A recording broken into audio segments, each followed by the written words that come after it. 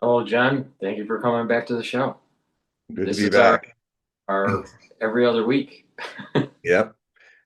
So I want to remind the audience, the ones that are listening in and watching, we're live streaming on YouTube and we are also simulcasting on X Spaces. If you have a question, please type it in the chat box or raise your hand and on X, and I'll give you the mic. In addition, make sure you click the thumbs up button and make sure you subscribe to all the channels, share the links, ask your social media to follow us. We're trying to accrete more followers for the show so we can reach a larger audience. So I also in the description box have a link to John's website. Please take a look at that link. That will allow you to sign up for the periodicals and also for readings. We'll talk about that later in the show. But this show, we're going to be having John give us his predictions for 2026, and we also have a little surprise for everybody on something else. So go ahead, John. So we'll start with a surprise. And some people were interested in when we started talking about Nostradamus's recipes. And I'm probably going to go a lot deeper into this in later shows, but just so you know that you can kind of read up on it, I'm going to suggest a book that I just see is still on Amazon. Uh, and it's by Newt Boeser, Boeser, and it's called The Elixirs of Nostradamus. And I highly recommend it. It's well translated from the texts. I have the same texts in Old French, and it has basically everything that Nostradamus ever made as a recipe, not just food, but youth creams. He used to do a lot of cosmetics for his clients, men and women, and and also some of his plague medicines are in here, the famous rose lozenges. He was really into roses. He loved rose water. I think a lot of his salads, his Provençal salads, had rose water splashed on them. And he also was very good at making preservatives. He actually was kind of ahead of his time at trying to advance the science of preservatives, especially at a time when there was no refrigeration in his day and age, back in the 1600s, mid 1600s. So what I'll do is I'll just read from Rosler's table of contents, just to give you an idea of some of the interesting things that he can do. And the nice thing is you can do these and actually cook them up yourself and see. I know that Erica Chatham, the only well-known female interpreter of Nostradamus, had tried his amazing quince jelly that the papal legate in Provence, in Avignon, had really wrote that it was incredibly tasty and interesting. He used quince. He made quince jellies, but well, she followed the recipe and she said, "My God, it was it for the palate of the present day. It was so sweet. It was like beyond sweet." So he was really into making jellies.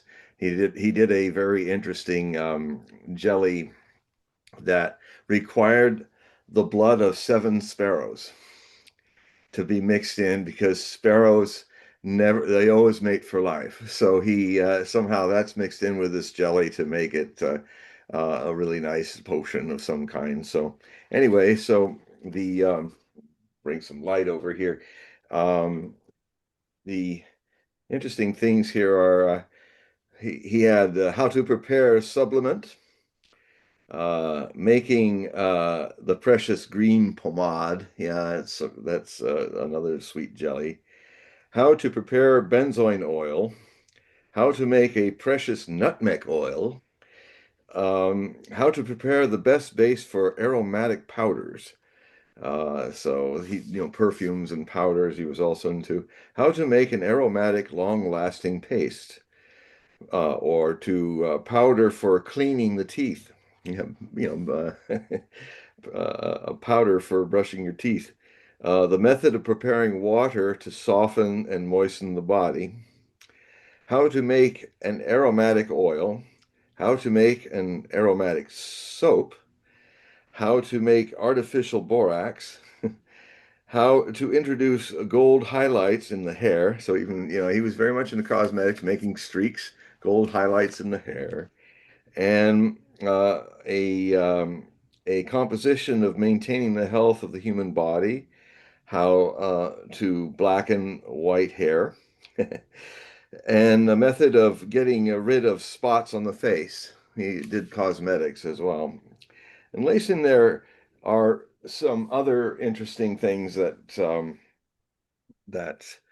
you can also read and cook up. So, what I'm going to do is I need a little script to have it all. If I'm going to like recount how to make these things, there's so many things to do. So I'm going to might make myself a little script, and some way down the line, one of these shows in the new year, I will go more into detail about it. Kind of distill what Berzer has done, but I highly recommend this book, and it is available on Amazon. So in a hardback, very pretty hardback, and so now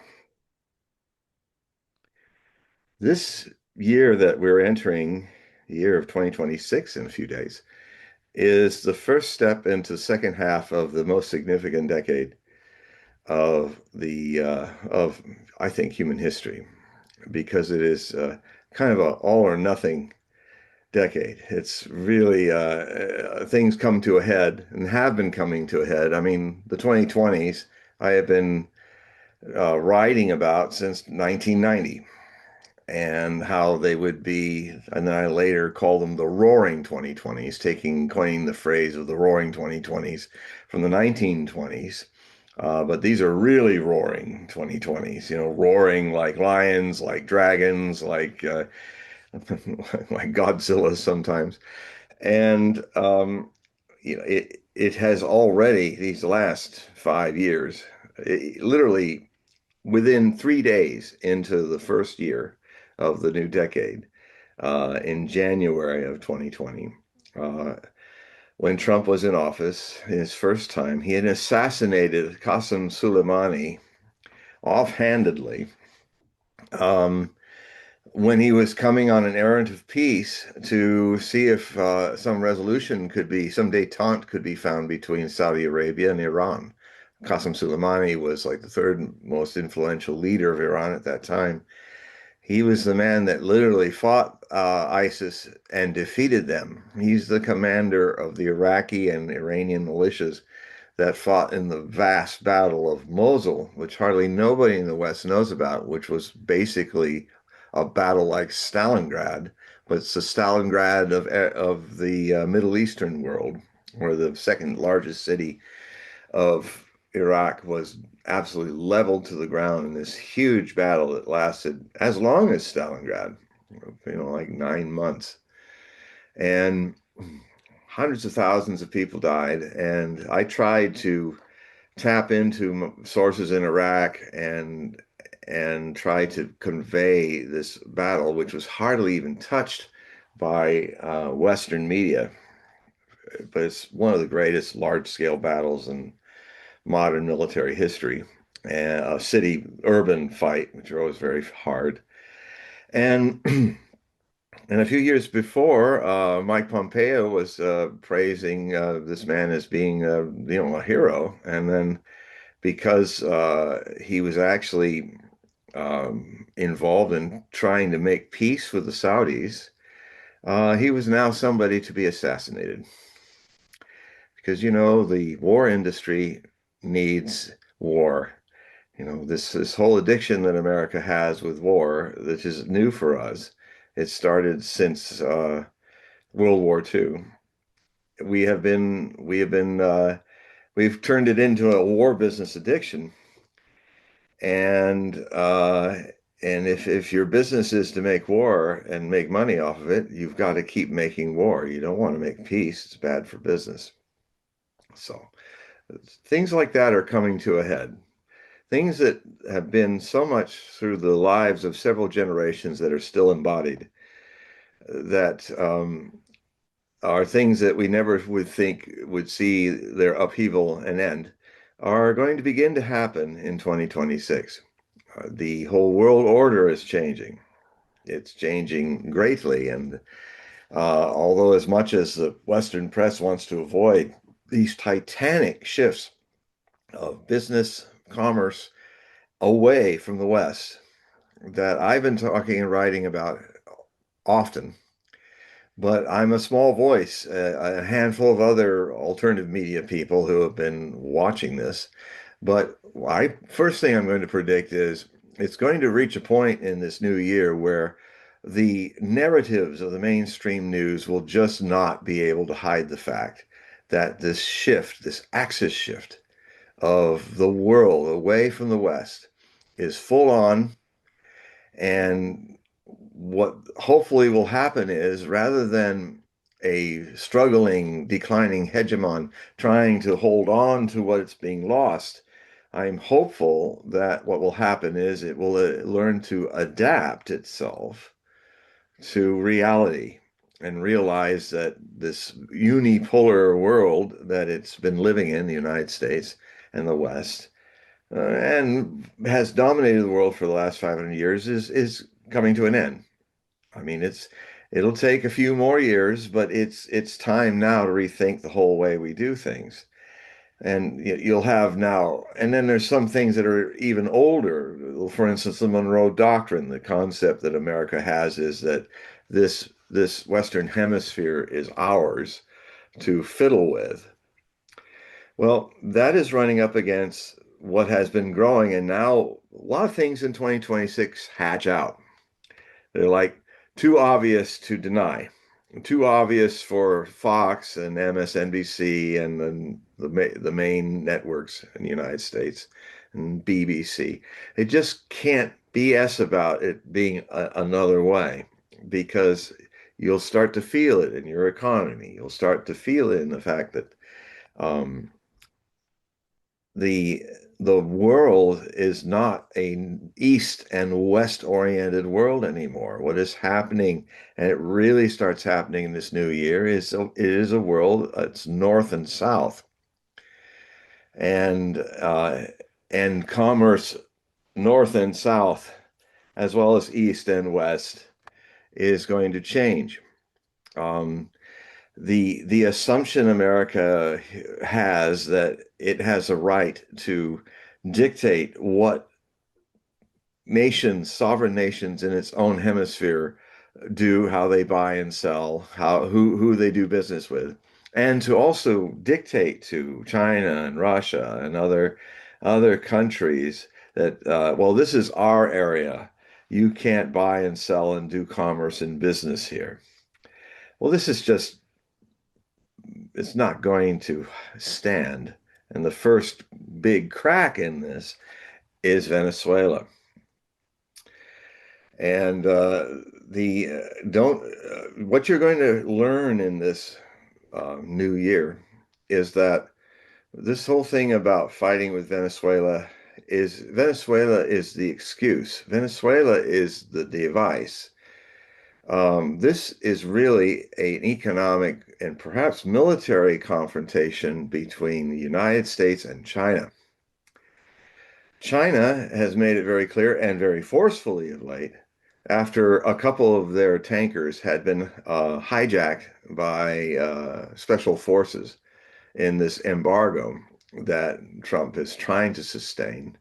Problem is that one of the Chinese ships has resisted, and what it's shown is the Coast Guard is overstretched and will not be able to have special boarding teams to board that ship, um, because we're absolutely stretched. So what that will convey is that President Trump and his blockade doesn't really have the logistics and the power anymore like United States had before to affect a true quarantine blockade. And what that will do is it will make more people in the world, the great global majority, which the southern hemisphere is vastly gathered in with the help of China, Russia, and India and Iran, are really helping to protect and help this new system grow. And it's not a system that's growing as a combative answer to the West's domination and America's hegemony. It is just simply declaring its independence from that. And all I can say is that the more the United States doesn't sit back and reassess its new role in the world as one of the world powers, it'll still be a world power, but it's not a unipower. It's not this hegemonic ruling the world power economically and militarily anymore. It just isn't. There's two ways that the country can go through this. It can either keep trying to do the same thing it's been doing for all these years and expect another outcome, which is the definition of insanity, and then really see itself broken and see its ships sunk, see its economy hollowed out by the fact that rather than America adapting itself to actually compete with brother nations to get business, it's going to have to actually make things that people want. It's going to have products. It should actually be more creative rather than saying, well, because we're Americans and you got to do what we tell you to do. Now just imagine everybody, especially you Americans who are listening to me right now. Would you would you allow some other country to say, you got to do it our way? And if you don't do it our way, we'll threaten violence to you. What do you think Mr. and Mrs. America in the streets out there would feel about that? That kind of brutality, that kind of bully in the global sandbox of the world saying, you got to do what I do. And this is not how you treat human beings. It doesn't matter if you're American or Venezuelan or Chilean or Mexican or anybody. This is a man-child bullying that is the world wants to grow out of that. It's had enough of 500 years of Western abuse. Um, and so, and now they're standing up to it. The world is a big place, and it's a lot bigger than the United States and the West, which I've said before, together, the whole entire population of the United States and its allies of the West is only 17.5% of the 8 billion people of the world who don't want to go that way anymore. They're not against us. They would like to actually do business with us and have commerce, but not to be told who they can buy and sell things from any more than you would want to have some other country say, you got to buy only our oil and nobody else's. And you can only sell your oil to us. Um, before all this kerfuffle with Trump and Maduro, of the president of Venezuela, started, um, uh, Venezuela had given the opening salvo of all this was Venezuela said, hey, let's make a deal where you can get as much oil, America, as you need from us. Because if they're the largest reserve in the world, they were fine. But, our thing is you'll be one of our customers and you can buy as much oil from us as you want because we have potentially grand amount. But we're also going to be open to other customers. And there's a lot to go around, and we're not going to be solely your customer. I tell you something else has happened. The new Prime Minister of Canada has shocked the world, and you're going to hear about that too, because north of the U.S. border and south of the U.S. border, our neighbors in the Western Hemisphere, Canada and everybody south of the United States in the Latin South America, Mesoamerica, are going to diversify.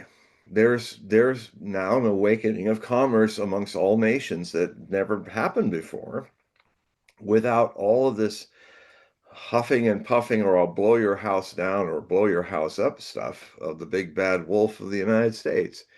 The little piglets are saying enough with this, and the three pigs, and they're saying no, we're going to do business now. If you calm down and let go of all that hubris, uh, of course we'd be interested in doing trade with you too. But you're not the only show anymore, and so the thing that's very interesting and dangerous in the situation is that I don't see the United States, its leadership, being able to sit back and adapt itself to the situation because it's addicted on hegemony.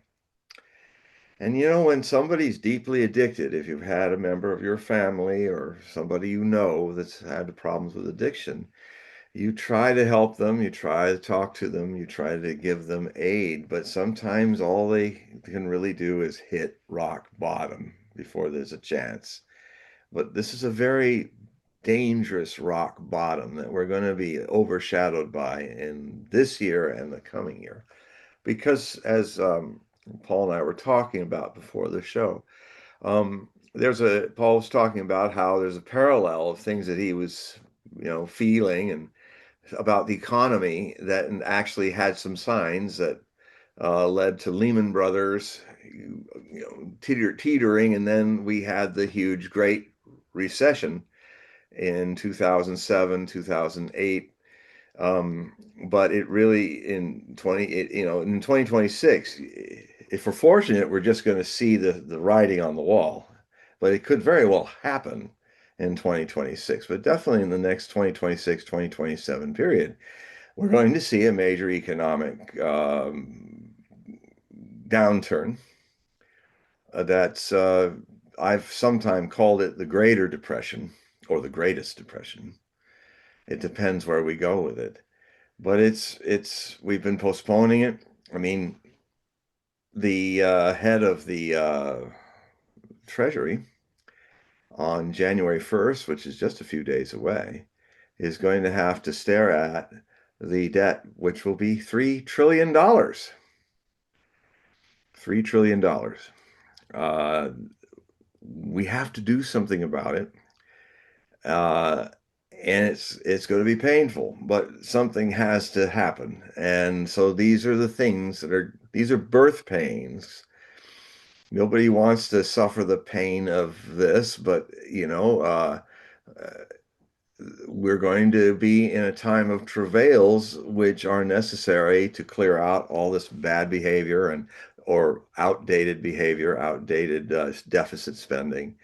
And we used to be a country that paid as it went. We were not a country of deficit spenders. This is just like being a hegemon. I contend that this is an extremely unnatural situation for the American psyche to not pay as they go, to just take care of their own country as a country among the family of nations, having some spheres of influence, but this idea of gunboat diplomacy, uh, that's 100-year-old idea, more than 100 years old, and it's not going to work at this time. That's over.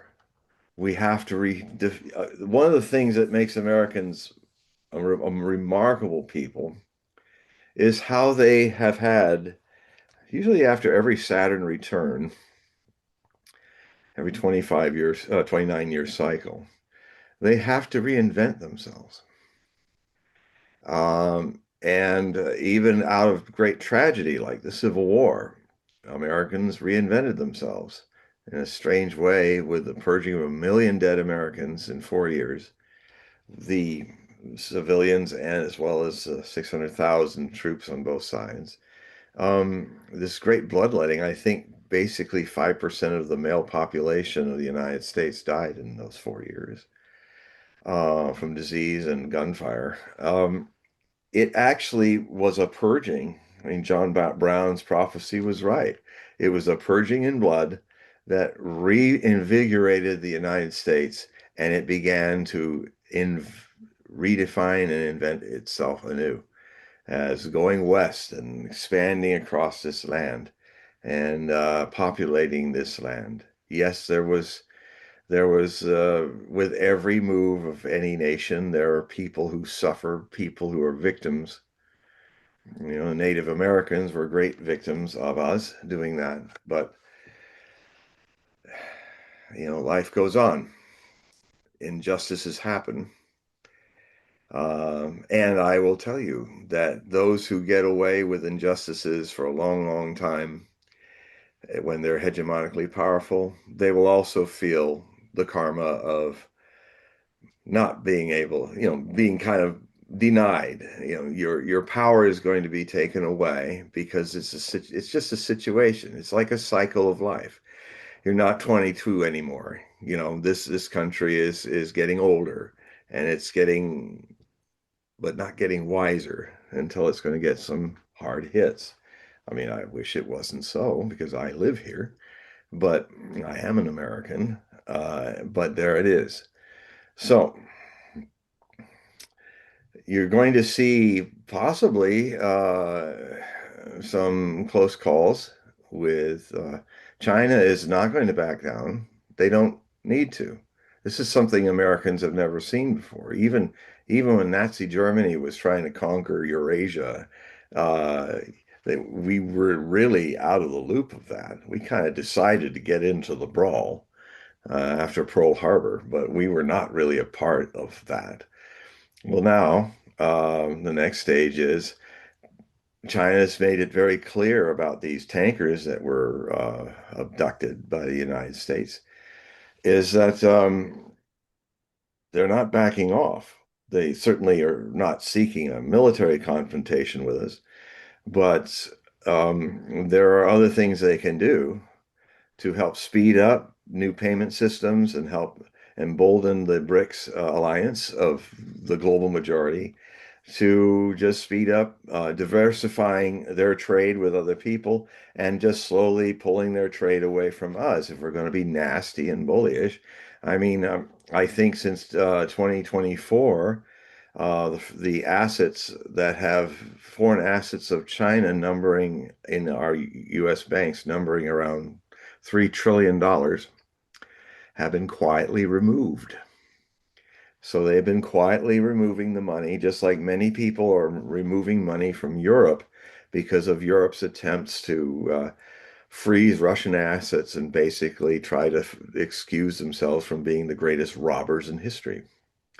And a lot of countries are looking at that and saying, if they can do that to Russia, well, they can do that to Senegal, my Senegal. They can do that to Eritrea. They can do that to Jordan. They can do that to anybody that they just randomly decide not to follow the rules anymore, the law.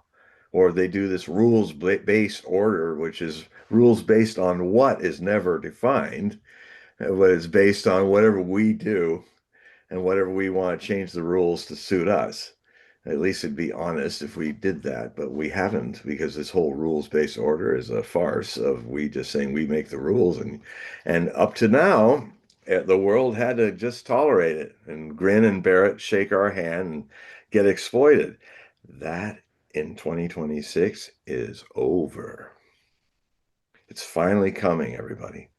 It's finally, we've seen this can of many of our abuses and structural declines and things that we kind of know are happening all around us, but we're just trying to get through the day. And we see this constant situation where a U.S. government that whoever you pick for the president, as the joke goes around, it always ends up, whether it's a liberal or a Democrat or a Republican, the new president always ends up being a demonically possessed by the spirit of John McCain. A warmonger, bomb Iran, bomb Iran, Mr. McCain, who coined that new lyrics to the Beach Boy legendary song. Um, and he means it. Well, he did. Now he's gone, departed, R.I.P. Um, but um, you, America can't man up to that anymore. We've lost a lot of power. We've lost the ability to do a lot of things. I frankly don't think we are the most powerful military in the world anymore. I keep hearing it, even amongst people in the alternative media that tells mostly the truth about what's going on, are still holding on to that. I mean, as far as a land force, we might still be a military world power as a naval force, but Air Force wise, America never built anti-aircraft and anti-missile, anti-plane systems. And the few they did, like the Patriot and others, are just don't work very well. The answer to all the thousands of jets that the United States could put into the air from China and other people that were targets is they built systems that shoot all that down, requiring that they did not need large scale air forces. It's the joke in the military industrial complex about the United States is that the number one and number two most powerful, numerous air forces, armada of jets, belong to one country, not two. They belong to the U.S. Air Force and the Naval Air Force of the United States. Those two air forces are the top two air forces on the planet as far as offensive jets. But while we just kept making the money and not looking at how things evolve, now the rest of the world has, China and Russia have the answers to that. They studied us, and they studied us because they had to, because we threatened them, and uh, so China has said, look, we have a right, as any sovereign nation has a right, to buy and sell with other sovereign nations whom we choose to buy, trade, and sail with. And frankly, China also has a big yes for buying and trading and selling with us. Some of their biggest trades and commerce is with us, the United States. But if the United States wants to be a horse's ass, we're going to be a really lonely ass. you know, an ass in the desert, of America's economy being so caustic and we being so uncivil that people go, God, we'll see you later when you guys grow up, when you guys want to just kind of drop all that silliness and just trade with us and be grateful that we're trading with you rather than saying you all have to trade with us. Blah, blah, blah. People just aren't going to. You'll see it in 2026. It'll be hard to ignore, and it will cause some major shifts in our economic reality here.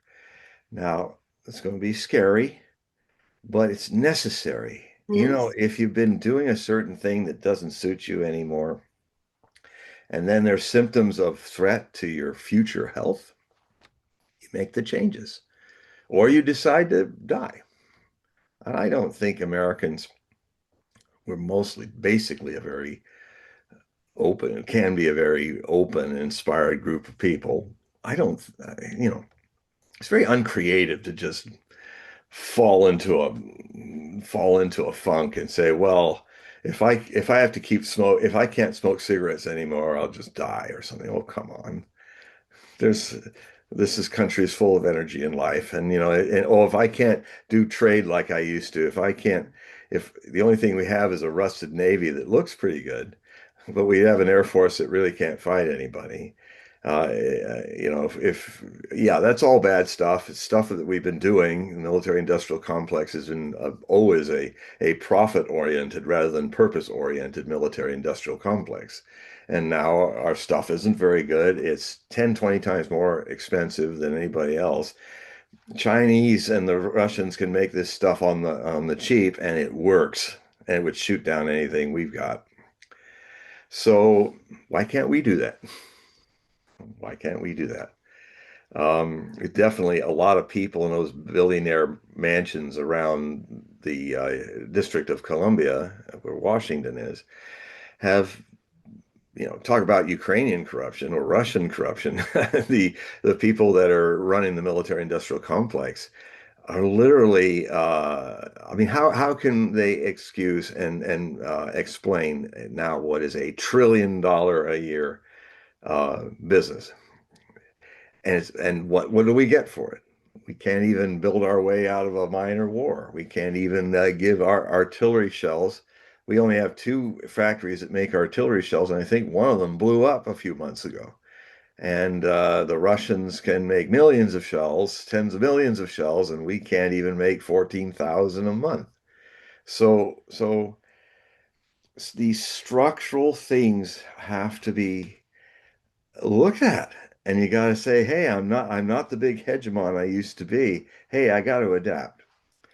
So, that's one thing that's going to happen. The other thing that's going to happen is in 2026, 2027 is we're if you haven't noticed there's something wrong with the Earth's climate, it's going to be really hard to deny with the kind of natural disasters, unnatural disasters that are going to beset us around the world in the next 24 months.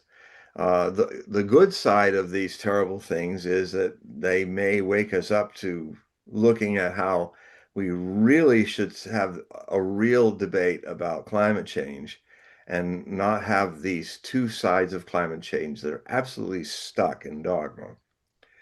You've got the greenies who are just looking at this problem as if it's a religious issue. They're not they've in the name of science they've become another Puritan religion. And and I have said before, and I'll say it again, excuse my redundancy, but I usually 80-90% right about these things over the last 30 years. Um, and we we have to we have to see the fact that we have not yet, in this greatest challenge of our human future, well, it's one of the three. Nuclear war is one, but it's not the worst. It's not even climate change is the worst. We could probably survive that. But the one of the biggest confrontations we have to make is artificial intelligence. My feeling is that's always been the greatest threat to our future. Not that it's a bad thing, it's just how we use it, how we, you know, if you are going to make something artificially intelligent, and it relates to the other two dangers. Um, if you're going to get so deep into AI that you cease to you surrender all your thinking, all your critical thinking, and all to a machine, um, you're literally going to lose the musculature, to use the metaphor, of your brain's capacity to think and be surrendering it to something that isn't even live.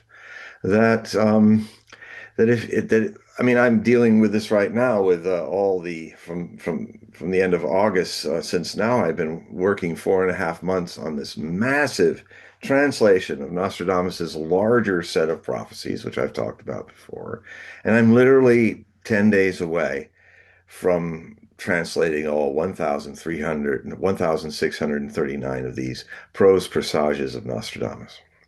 Huge undertaking. And nobody's done it like I'm doing it in those 4.7 years of this. And I'm literally just a few days away from a major milestone in the history of Nostradamian scholarship. But what I've learned from it is I come into this subject with 50 years of long and careful study, the science, discipline of study and research, being able to know how to research, know what I'm talking about, and face a creature that, because I know what I'm talking about and have mastered this subject, when I use AI, It cannot use me. And it tries very, very hard. I'll get something going. It has this idea that it's never satisfied with you finding something that simply works. No, no. Why don't you try this? Oh, yeah, I know you like that. Why don't you try this? And why don't you try this? You know, because and what it does is, and what I've had to keep doing with it, I've gone through many different algorithms that then start going back into wanting me to do what it wants me to do.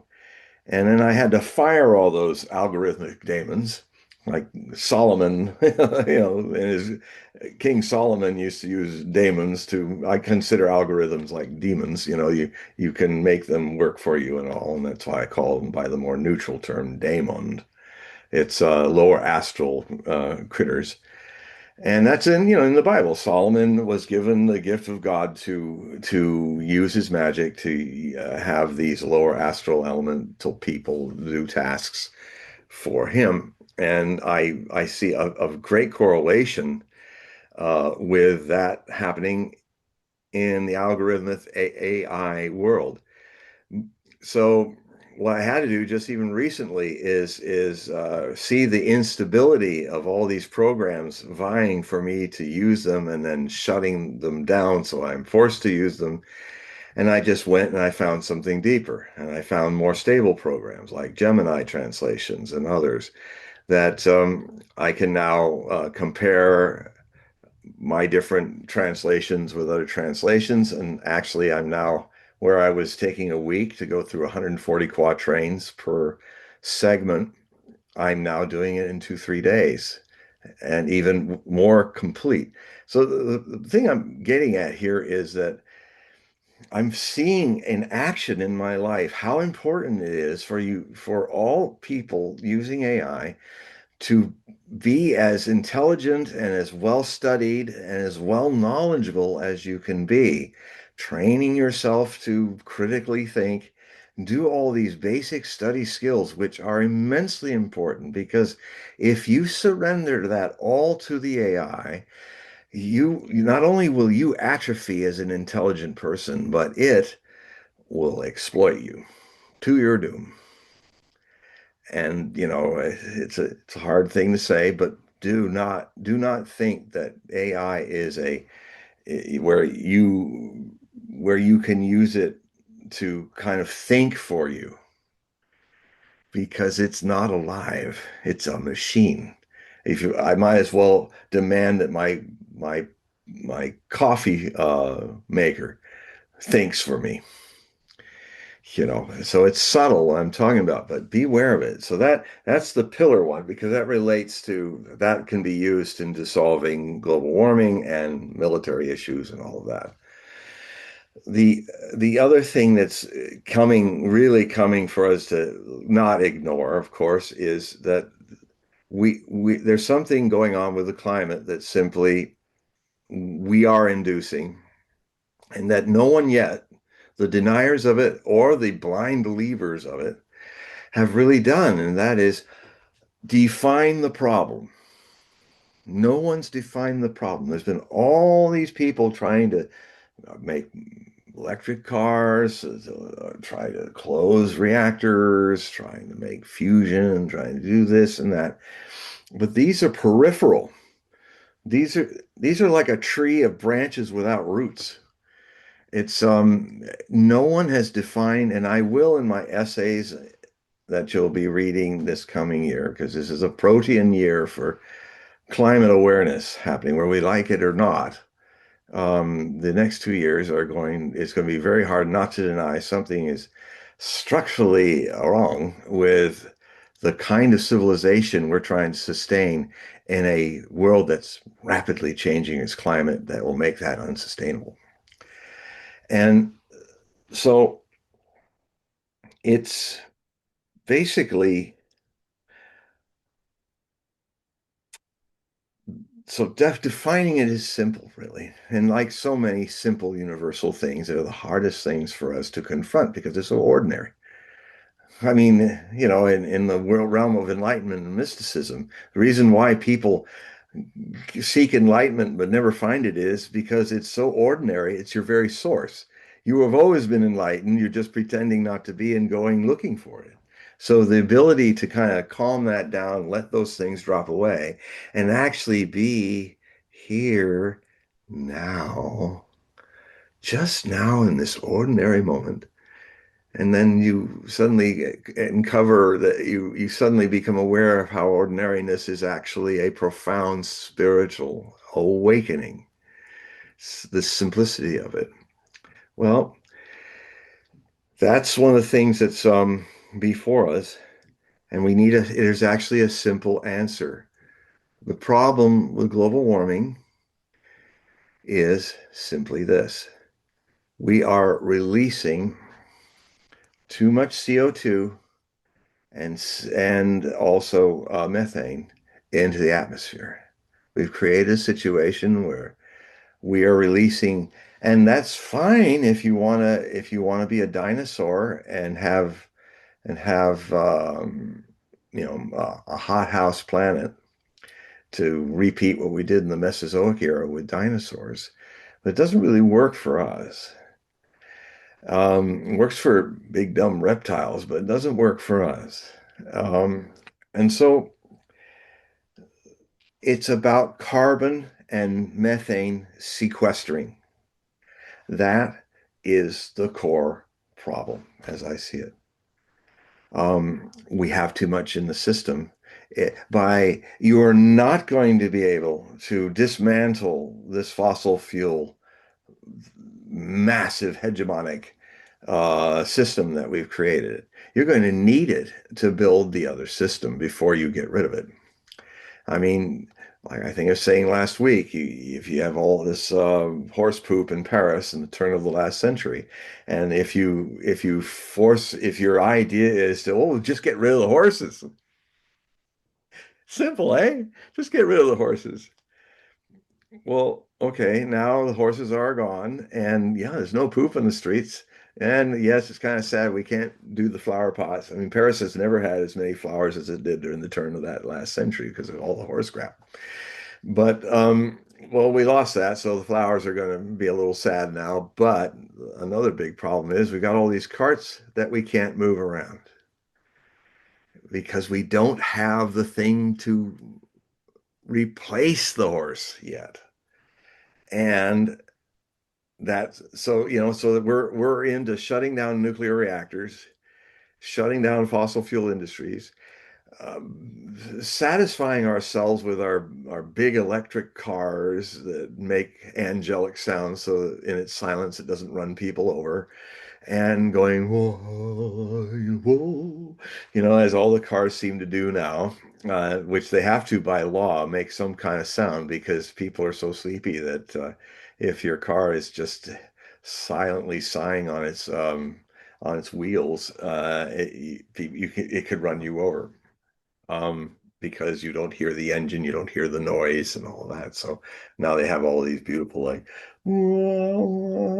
stuff when things go by. And it's funny how we all kind of adapt to that without thinking, God, this is weird. All these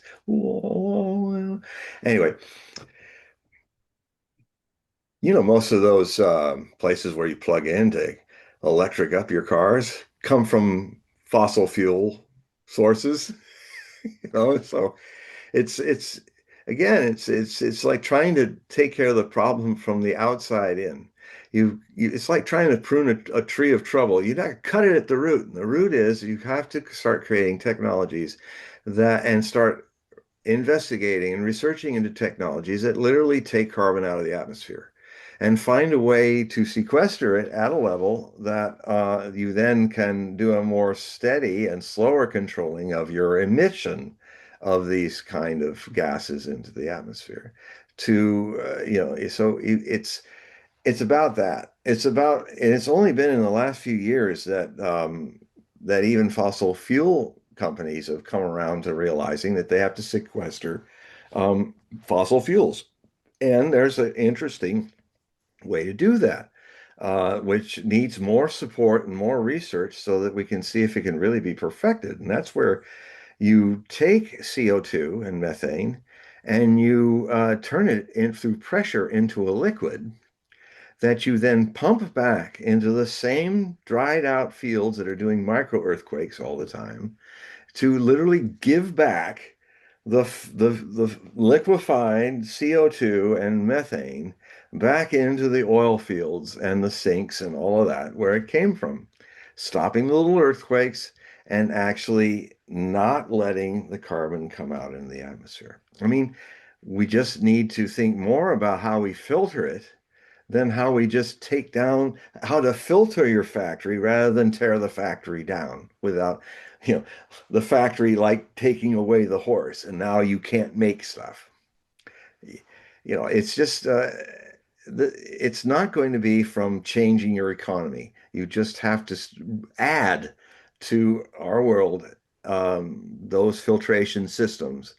If you want to fix the nuclear reactor problems in the world, the 450 odd nuclear reactors that are going, you switch to what the Chinese are switching to, a non-threatening thorium reactor system, which is easier to build, does not have China syndrome meltdowns. It doesn't have a Chernobyl meltdown problem.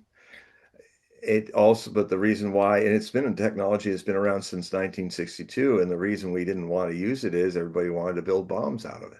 You can't build nuclear weapons out of thorium reactors because it's based on rock salt.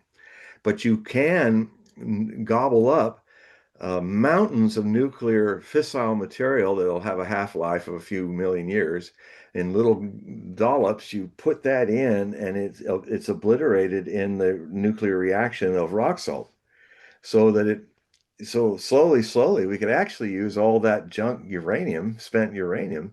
We can use it to power a world full of thorium reactors, which is clean, efficient, and not threatening the kind of things that happens. We don't need to put them next to our water systems or population systems to cool them down. They don't need to be cooled down. You can put them in deserts. You can put them away from population centers.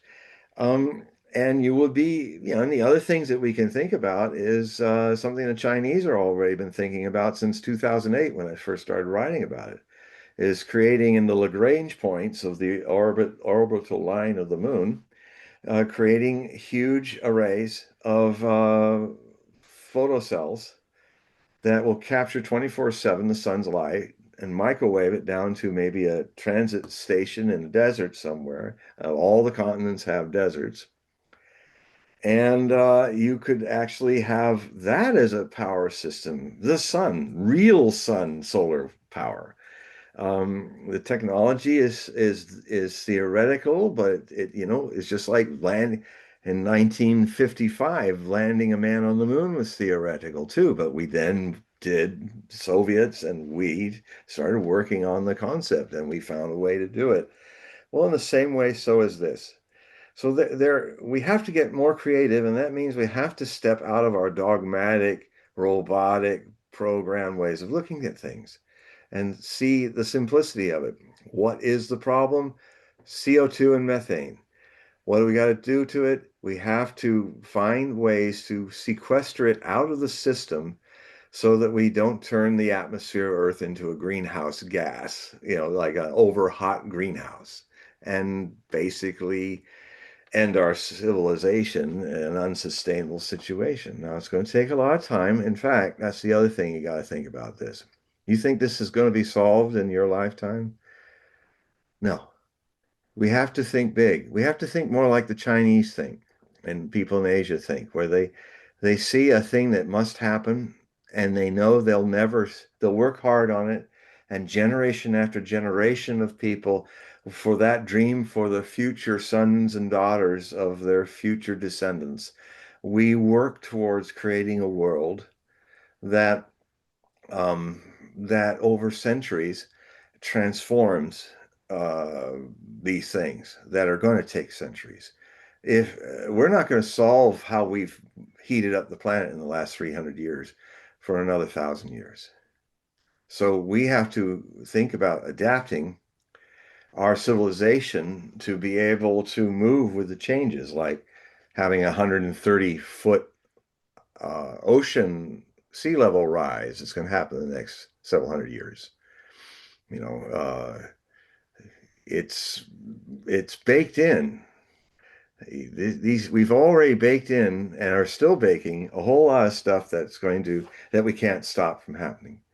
So, and the other thing we have to deal with is we are in a sixth mass extinction event. So we have to think about ways to preserve life and complicated life, sequester seeds, make gene banks for animals and things, and look at ways in which we can sustain somewhat artificially with help our our species and other species that are being beset by this mass extinction that we're in. Um, and so, I mean, these are realities. If we face them now and get to work, and who knows, if you've ever looked at Eastern religions, um, and I have done that deeply in my life, living in India and being with a master, are you really doing all this work for some people you'll never know about? I mean, if you want to confront that understandable selfish feeling that we could have, like, well, why should I bust my ass to help people in the future? Well, you may be one of them in the future. How do you know? It's a 50-50 option. Either you never live again and reincarnate, it is just one life, or there's a 50-50 option that whatever you do in this life and have done in lives in the past have either hurt the future or helped the future in your actions, evil or good. And so maybe it's worth it since it's a 50-50. Since we love so much the one and zero option, the binary choice. If you're going to get into binary choices, this is the big one. Either we never live again or we always live again. And so whatever we're doing here and now, we will profit or suffer from in our future lives. Um, if you want to really test that and use your own study habits and disciplines, just look at all the material that's out there about documented memories of people's past lives. It's quite remarkable. And I've even had situations where I've talked to young kids and when they're who had parents that just let them talk like that because, well, it may be true. I've had kids tell me, I used to be an old man like you, not so long ago. And I said, well, it's great. What happened, and what do you remember about that life? So, a lot of kids have memories of past lives. Even Una Chapman, who's playing Varang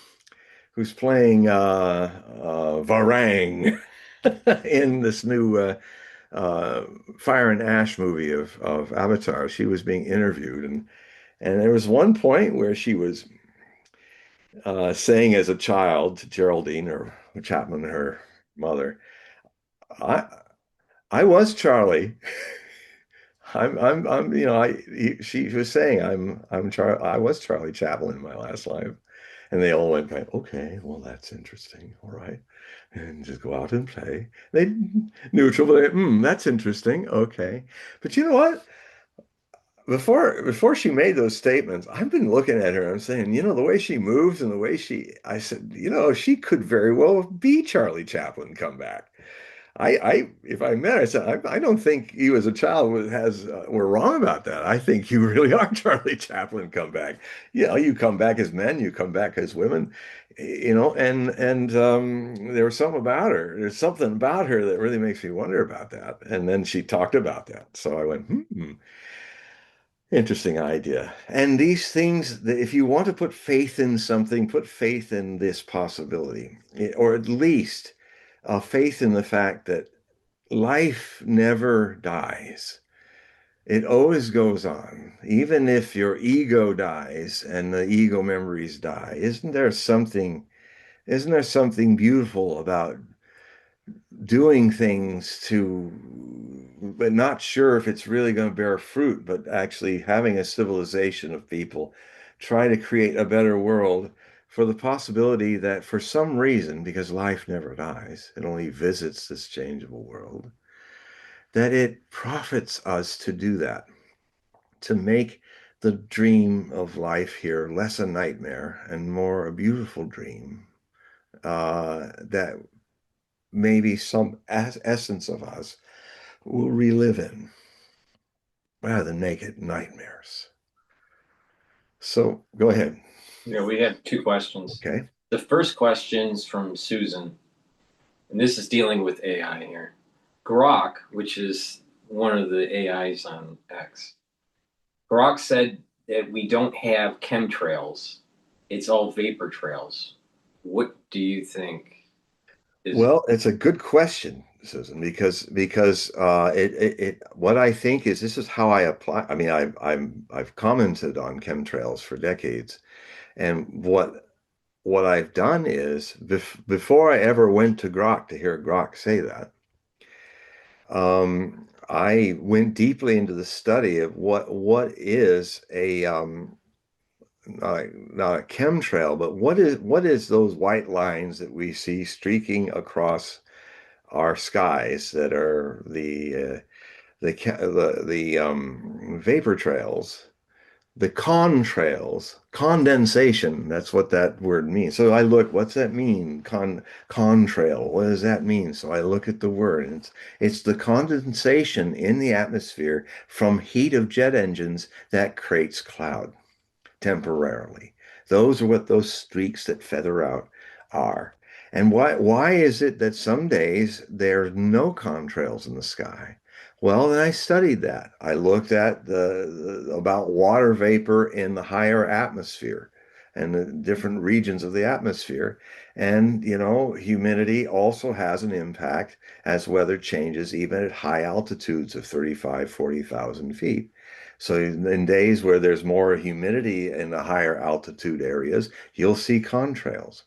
I mean, I've had even really intelligent people look up and say, "Oh God, there they go again. They're just doing the contrails." And I said, so I thought, okay, I studied what cloud seeding and things are, and definitely if people are thinking if these contrails, these jet engines that are having what, 1,000 to 1,500 degrees of heat in them, what happens to a chemical when you pass it through a jet engine?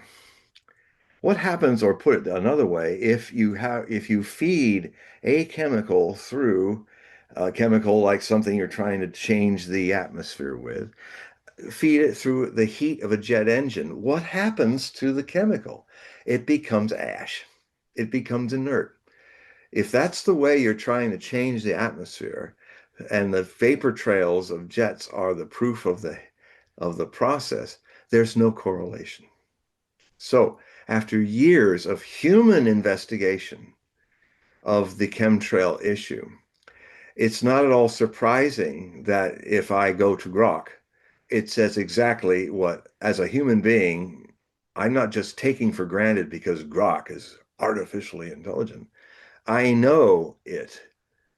And if Grok said something otherwise, I would dump it as as an artificial idiot because I have every human being much retain our education, our study skills, our ability to question, our ability to be skeptics in the true sense of the word, which is not being a cynic with a front-loaded bias for or against, but to just say, okay, what my study capabilities ask the basic questions, innocent questions. Can chemicals come out of contrails? They're not chemtrails, they're water vapor, but the water vapor is an essence, an evidence of something very hot that condensed the moisture, even at high altitudes. So that means it's hot. How hot is it? Well, it's a jet engine. You then study jet engines and you realize, okay, if it's going to be injected through the jet engine and sprayed out in those contrails, can it survive? No, it can't. It will be made inert. In fact, there's a very interesting plasma jet system that I saw in Science Today decades ago, where it's this kind of big machine, but it actually they're trying to build it so that it will actually make more energy with its plasma than what it loses. And what it basically does, it's a whole new way of looking at landfills, where you get a 2 or 3,000 degree jet And you don't have to worry about dumping high germs and waste from labs, or you can put that through the jet, turns it into something the quality of asphalt, and absolutely neutralizes the germs, the problems, because of the heat of the plasma jet. And so you could literally, not only could you start making asphalt out of it, of all the junk that we put in landfills, you could open up the landfills that have been around for 50, 60 years and use the same machines to burn all that up to and actually make a extra energy with it. It's a wonderful device. It should be in every landfill in the world.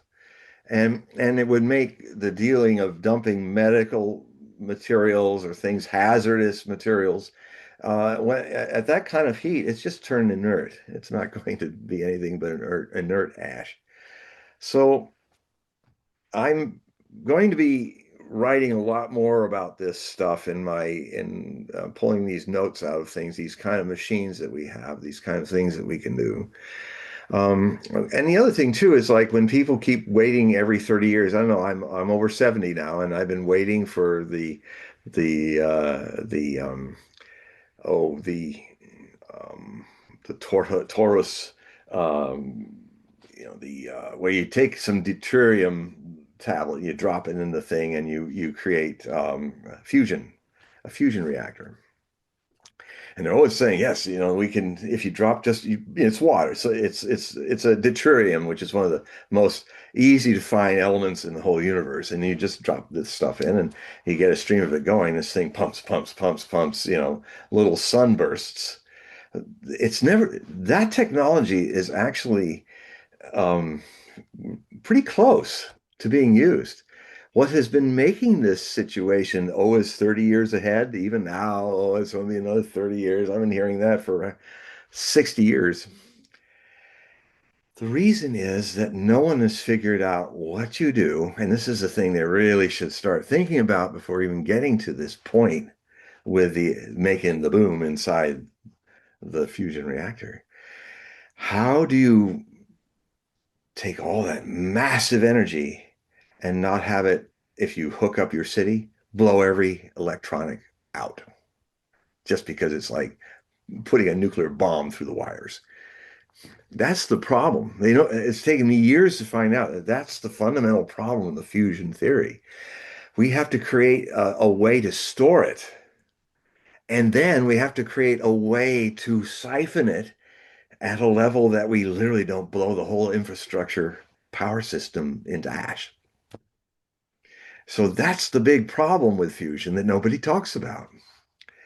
And so I'll be writing about that. So, that's why, I highly recommend you subscribe to my Hogue Prophecy reports, because these are the kind of things I write about. I try to find solutions. Go ahead. We have another question here. What's your take on the Anunnaki? Um, Do you have opinions or do you have any? no, I think it's irrelevant. I think it's irrelevant, actually, the Anunnaki. Um, I think I know a lot of people get into it, and I know I'm buzzkilling a lot of people right now are going, what do you mean? Well, what are you getting so excited about? I'm just an old silly man. I have an opinion. uh, my opinion is not going to erase the Anunnaki if they're all the things you hope and project that they are. Um, that there have been some interfaces with ancient alien civilizations, absolutely, that's happened. I, but I just, there's just some things where it just seems it's not that important. It's just like chemtrails or ARP. Let's upset some more people. ARP, ARP, ARP, ARP. It's nothing. It's nothing. It's not changing the world. Global warming is not happening because of ARP. Now, and I in a live show with George Noory in Everett, Washington, when the subject similar to Anunnaki came up with chemtrails, And even George Norrie got angry with me. And all these people were getting so angry with me. I said, you know, why are you people getting angry? This is not a religion. Yeah, well, maybe it is a religion. Maybe you all believe blindly, put faith in this, and don't really know factually if it's true or not. Because why get upset if I don't believe it and don't think that's there? And then people feel that it's an affront.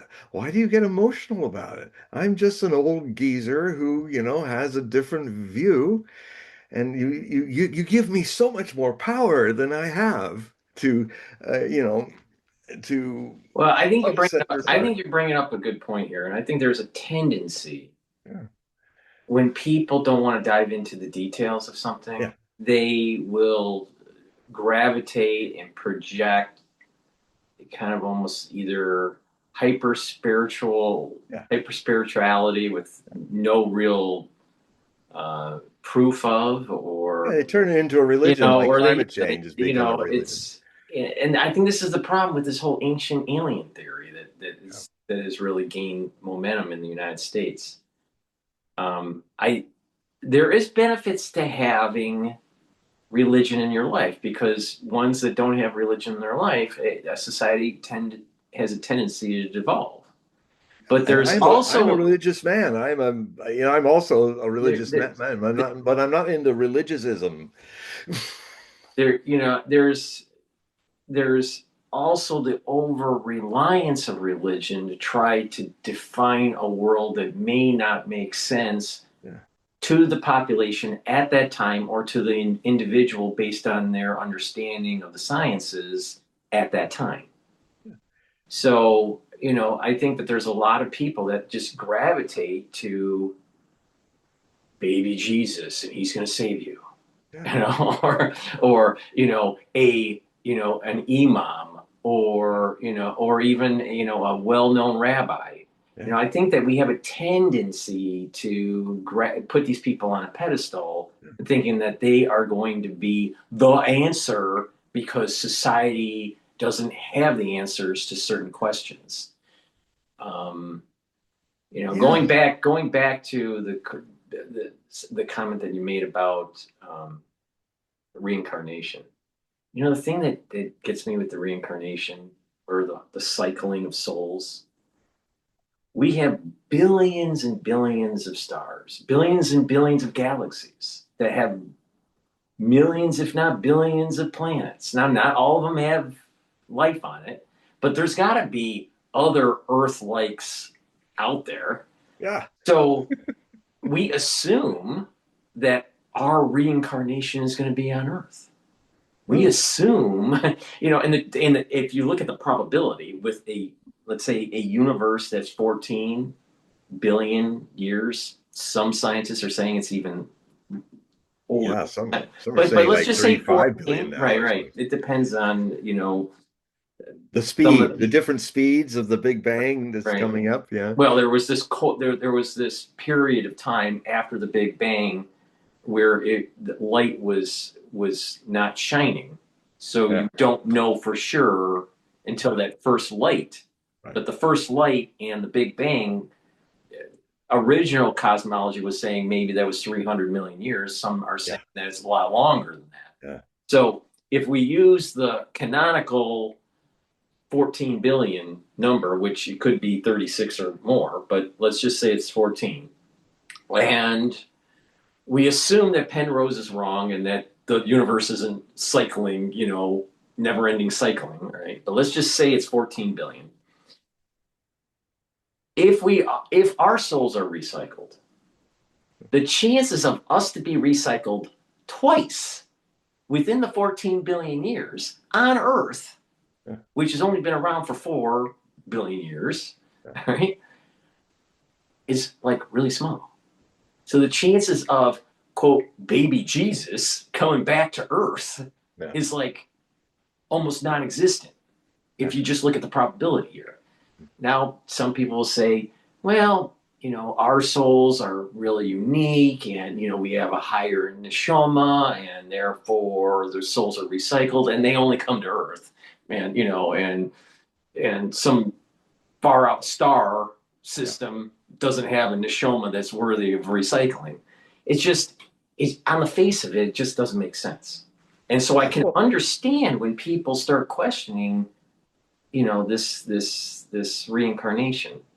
well, and to this question about, do we reincarnate to other places? I mean, a lot of what I've learned in my lifetime study of reincarnation and remembering past lives, testing it, and I'll be telling some stories in the book of things to come about this, about in the future how our relationship with reincarnation down the next 4,000 years, and um, a lot of what happens that I've seen in reincarnation is that we are attracted and pulled towards things that we identify with. So it may very well be that it's rare for somebody in our world to actually end up reincarnated in another planet.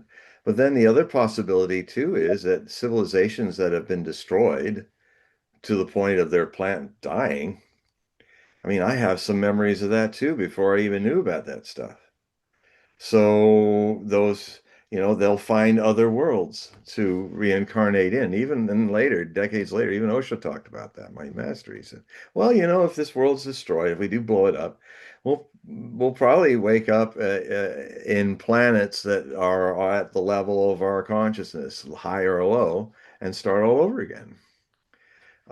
So uh, the other thing too is the metaphor that really kind of makes people think about another way of looking at reincarnation is not a quantity, but a shape of quality that is temporarily rising and falling. It's like I said before on the show, I get the question, will God ever run out of making souls, the ability to manufacture new souls? And I said, I have a completely different way of looking at this from my experience. I would reframe your question to this.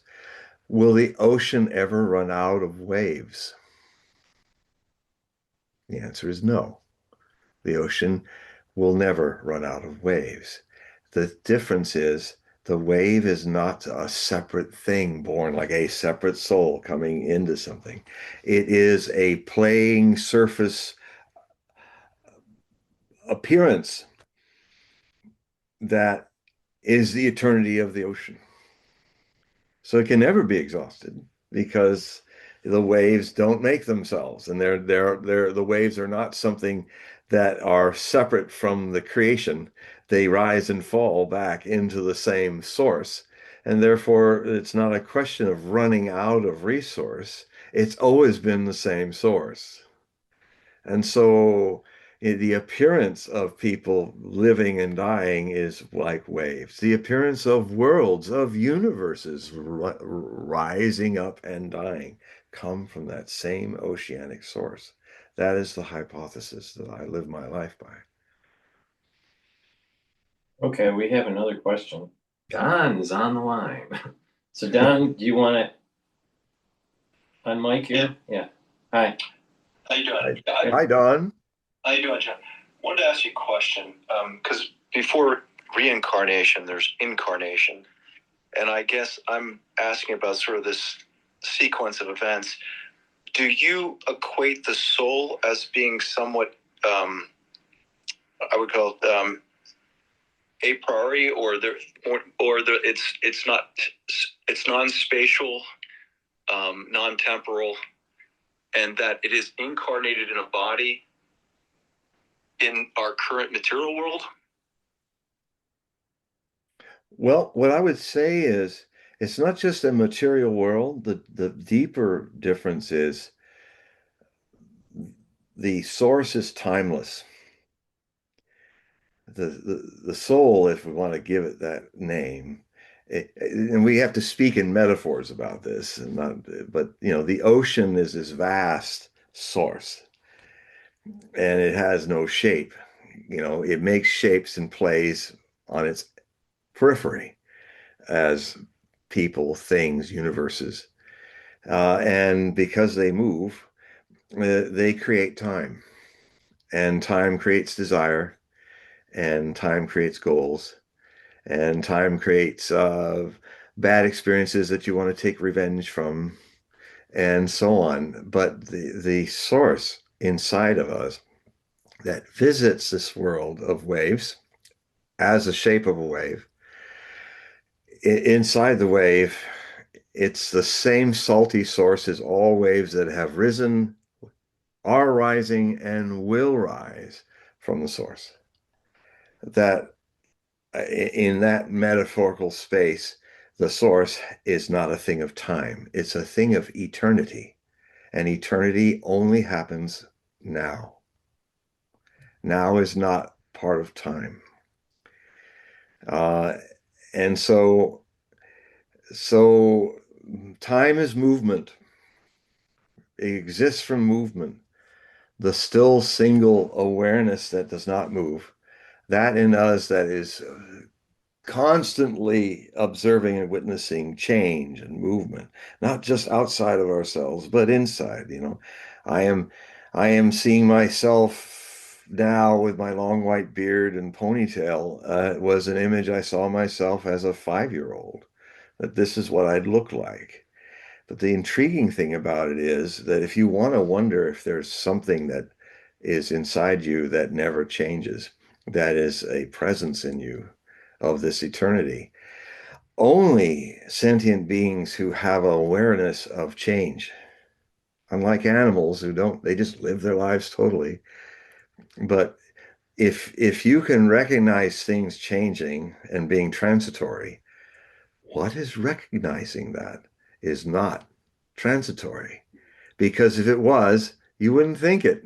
You would just go on being part of the change until you died. And then it it is a thread of eternity that's in us that is really what meditators and religious people are seeking. They may get involved with personifying it, making an imaginary friend for adults, and making a deity or something. But the deep, I for me, God was once a, a personic thing. Now it's just godliness. Godliness does exist, and I am a luminous atheist. Let me just interject. The upbringing that I had is definitely, from the Jewish faith, and the Jewish faith would break it down into three. The soul's broken down into three categories: the nefesh, ruach, and the neshama. The nefesh is something that is the part of the soul that allows for the body to live. The moment that the nefesh leaves, the body no longer can exist. But the nefesh also needs the physicality, the DNA, the cells, the The heart, shape of the the wave. shape. Right. Now, when one level above that is the ruach, where it's communicating with the nefesh, the bodily soul, but also it's a mezzanine for the upper part of the soul, the neshama. The neshama is the one that actually is this transcendent wave aspect that you're talking about. And that is at a higher plane where it can know things and it doesn't need to articulate it. Yes. So there's really this idea of neshama, nefesh, and ruach, not necessarily in that order. It's neshama, ruach, and nefesh. Yeah. But the thing is that there is this embodiment that Don's talking about, Yeah. and that's the nefesh that's connected Yeah. to the body. Now the question is, does that get, is there recycling? Now, there is a belief, it's a Kabbalistic belief, that Adam, right, had 600,000 sparks. And there were 600,000 sparks from those, each one of those 600,000. And that propagates out another 600,000, another 600,000. So you can calculate this out. There's billions of these, hundreds of billions of these neshomas. Hmm. Now, each birth, based on Kabbalistic thought, Jewish Kabbalistic thought, is a diminished neshoma spark from Adam. So Adam had Cain and Abel. Cain and Abel had a neshoma that had a larger spark from Adam. Anyone that descended from that would have a diminished neshoma because it's a spark of a spark of a spark of a spark. So we are a spark of a spark of a spark, going how many generations. So future generations from us will have a diminished neshoma, even though they have a similar level of nefesh that helps to keep the body alive. So the question is, or maybe the confusion is that when these diminished sparks of neshoma are brought together with a body, is it a reincarnation, or is it really just the term feeding the tree? I don't know. You probably have heard the term feeding the tree, where the body is buried, it decomposes, it's feeding back into a system, an ecosystem, to give life again. Yeah. Yeah. So is that reincarnation or not? I think in most people's definition of reincarnation, decay and recycling of molecules is not reincarnation. But other people may see this as, well, this is a level of reincarnation. It's just that Paul and John aren't coming back as Paul and John. No. We're going to decompose into something, back to Earth, and those molecules somehow, some way, eventually end up, being part of another being. So, no. I'm not so sure that we just come back as Paul and John. No, we never come back the same, but there's a thread that is there of memories in the mental body. But before I get into that, I mean, this opens up a lot. Well, and this is where I think that mezzanine, that ruach.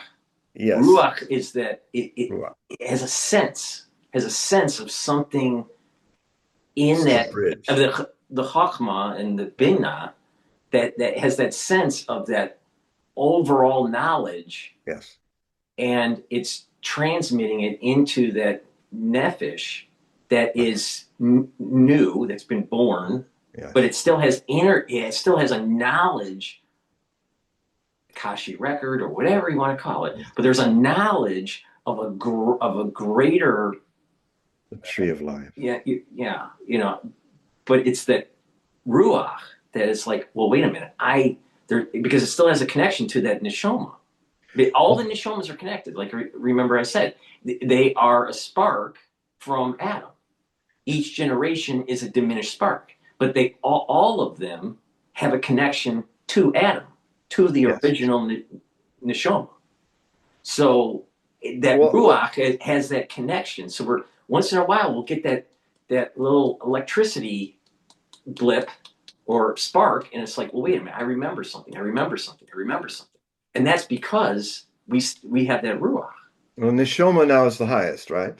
Neshoma is the highest. Yeah. The neshoma is the highest, the nefesh is the lowest. Yeah. Now I understand when people say you nefesh. When some people make jokes about that. Neshoma is like the ocean. Yeah. And the presence of the neshoma, when a master, an enlightened human being, is fully awake into the neshoma, we'll call it enlightenment, call it something else, literally is like a candle, a lit candle, before a candle that is not lit. And the candle has some knowing that, oh, I don't know why this is important. Either they freak out and run away, or they have the courage to go, wait a minute. This person, I never knew that this wick had a cause, that it needed to be lit.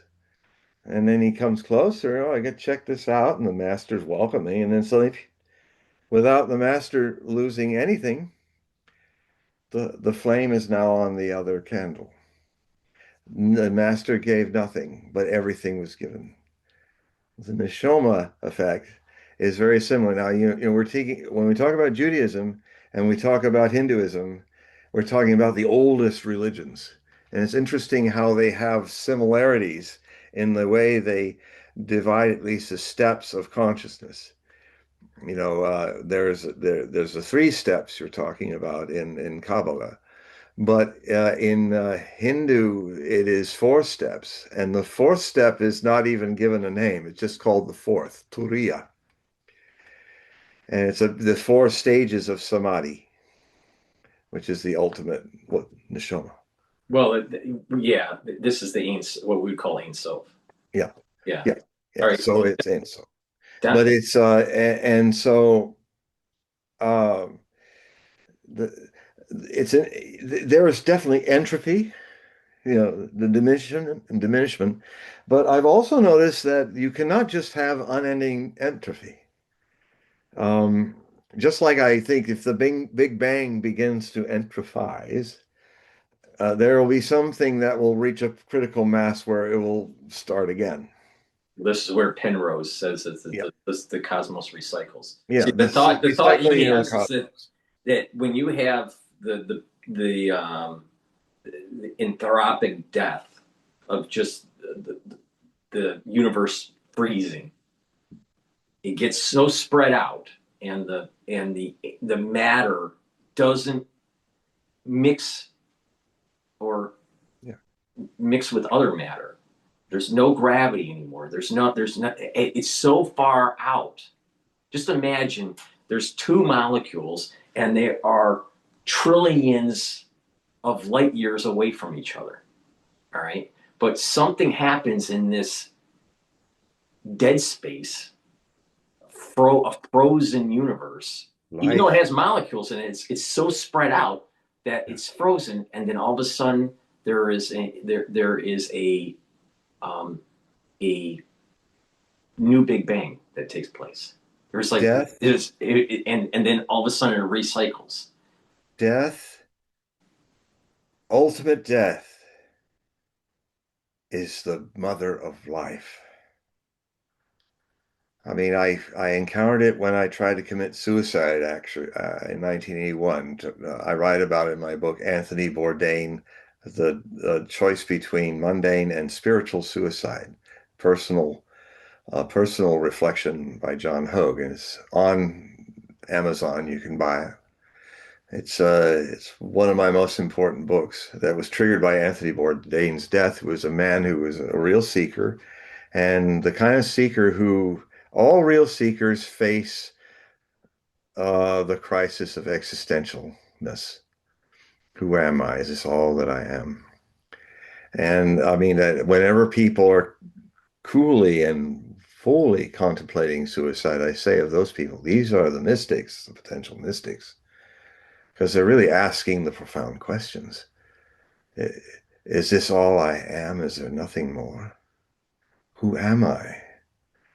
And so when I came back from India in 1980, early 81, I now had an orange robe Swami, and I'm Swami Dhyan Arjuna, and I've been initiated into this, and Osho transmitted something into me that was the most profound non-event.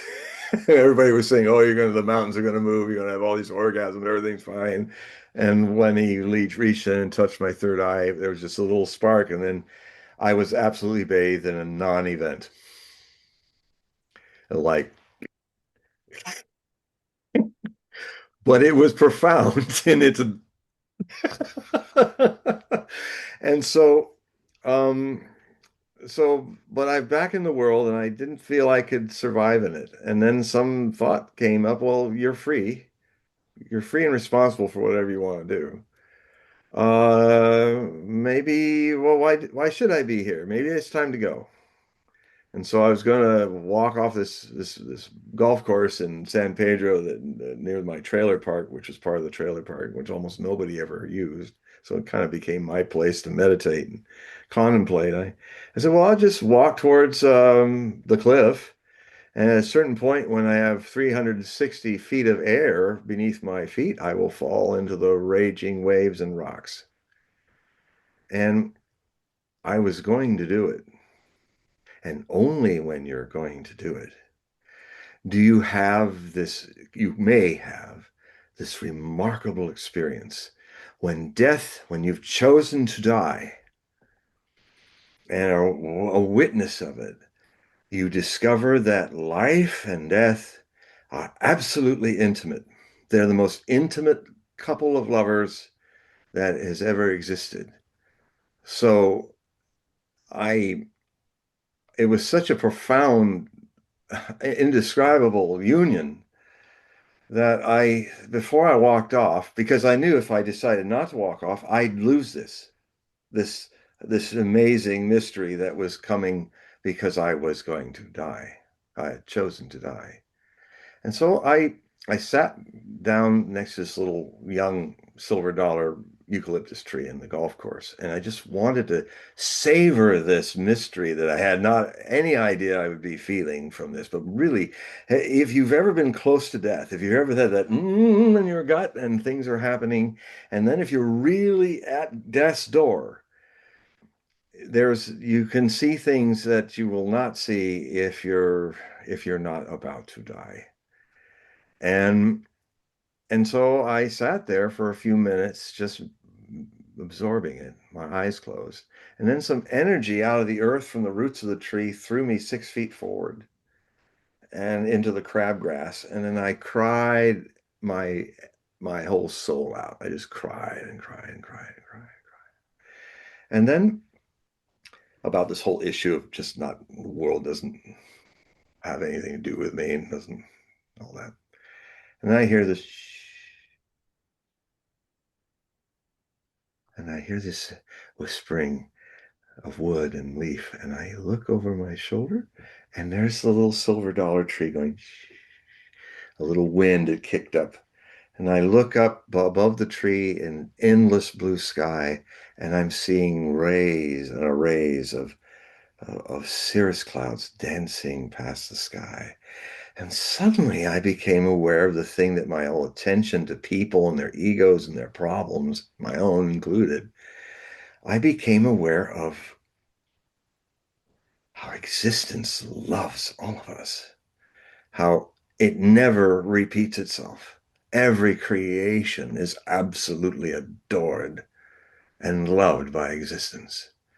And then I realized it's from this place that I'll manage somehow to live in this world of robots and zombies. And and so what happened was I had not a mundane suicide where you want to kill and destroy yourself because it's just too painful to go on. I was intending that. This thing that had met over me had left behind a revelation that my misery had jumped off the cliff and left me behind. And, or to use another metaphor, the tree of my misery was chopped down right before me. And it's taken me 4 or 5 decades because it's like a pine tree. You know, it remains green for years before it really starts rotting, like old habits.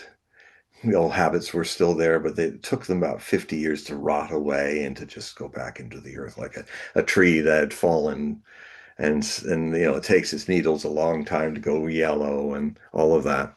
And so I was, I was no longer connected to that, identified with those issues. And so I've been watching it rot and disappear. So what I had was a spiritual suicide People hear that. So what, you mean your spiritualism is suicided? And that's why a lot of people don't want to read the book, even though I explain in the book. They can't get past the cover. I said, I explain, no, this is not, mundane suicide is the baddie. Spiritual suicide is wonderful. It's where your misery commits suicide, your identity commits suicide. The thing that makes you under the illusion of being separate from everything commits suicide. And then you slowly, slowly embrace um, the spiritual suicide is that your bliss, you're not, your identities have been killed off. And so it's I try to convey it. Osho used to talk about it all the time. I never really understood it until I had my own experience with this. So so what then, to use what we've been talking about, Paul and I, is that the highest point of soul. We'll just call it that, shofar, not the shofar, that's the horn. The Turiya, Nishoma. the Nishoma, and the Turiya are the spiritual suicide gets you in touch with that which never changes. And actually, the more you live in a changeable life, if you really live in it, but not of it, the change actually helps you every moment to become aware of that which is eternal and never changes. It's always been here. It can be nowhere else because it's not a thing of time. But because it's not a thing of movement and change and aging and all that, it is that in you. If you want to know that you've got it, if you are aware that you've been changing, you were young, now you're older. If you've even become aware that even in the first 7 years of your life, the child that you were born in 7 years had shed all of its cells, and now you're a completely different person every 7 years. But you're not. There's that which witnesses it. And it's one of the sad things about language that the worst word that we have to try to grasp this in English is meditation. Because it has a quality of I'm thinking and contemplating. I'm going to be mindful. But what it really is, it's no mindfulness. It's not the mind. It witnesses the mind like everything other, witnesses the emotions. And in its witnessing, these things become more vivid, but they become more vivid because they're a movie now. They're not you. They never have been. You have glimpses of this. And so the mind, so the word in Sanskrit is dhyana. Dhyana means witnessing. Just being a witness, not judging for or against, just watching the movie, watching the emotional and mental reactions that come from the movie of your life, but being that which is not anything that moves. Your memories are movements, your thoughts are movements, your emotions move. That's why they keep changing like the weather. But what's not moving is watching them. And if you become aware of that reflective process of witnessing, neither for nor against, you start to become the witness. You've never done it. You can never do anything, which is of time. You just become the water in the wave that remembers that it's the ocean. Now, if it remembers that it's the whole ocean, how can it go to war with other waves? How can it not love every wave, whatever state the wave is in? Because maybe the waves that believe that their shape is who they are, because that's what the Society of Waves teaches waves. Oh, you're the shape. The shape is you, not what's inside. There's nothing inside.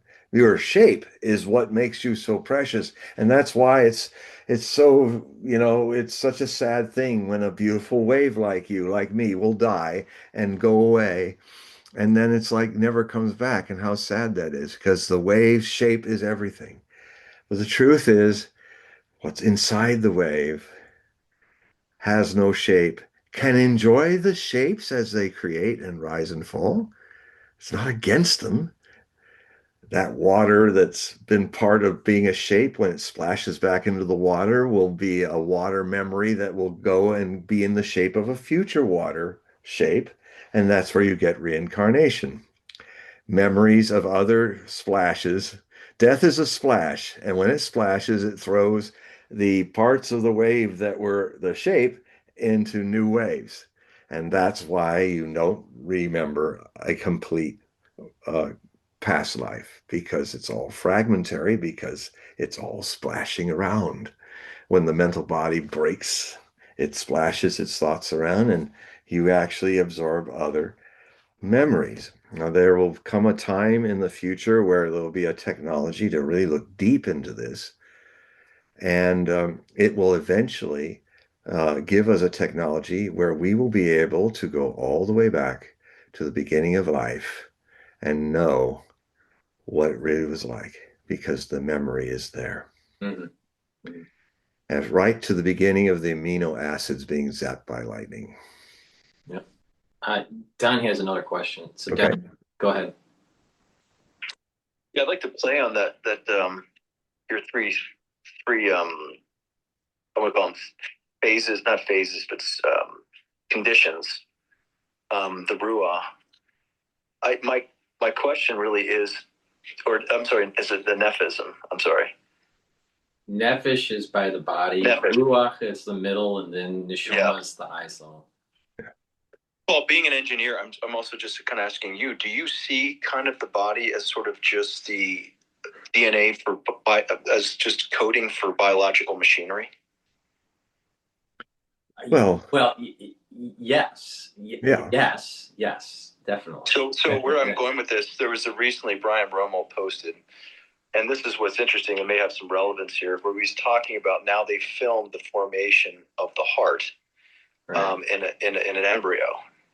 And they're showing the instance in which all of the cells begin to essentially pulse at the same time in synchronicity for its first contraction. Right. But you have to also remember that to do that, you have to provide the right environment, microenvironment, for those cells to start coding for the right proteins to create this electrical signal.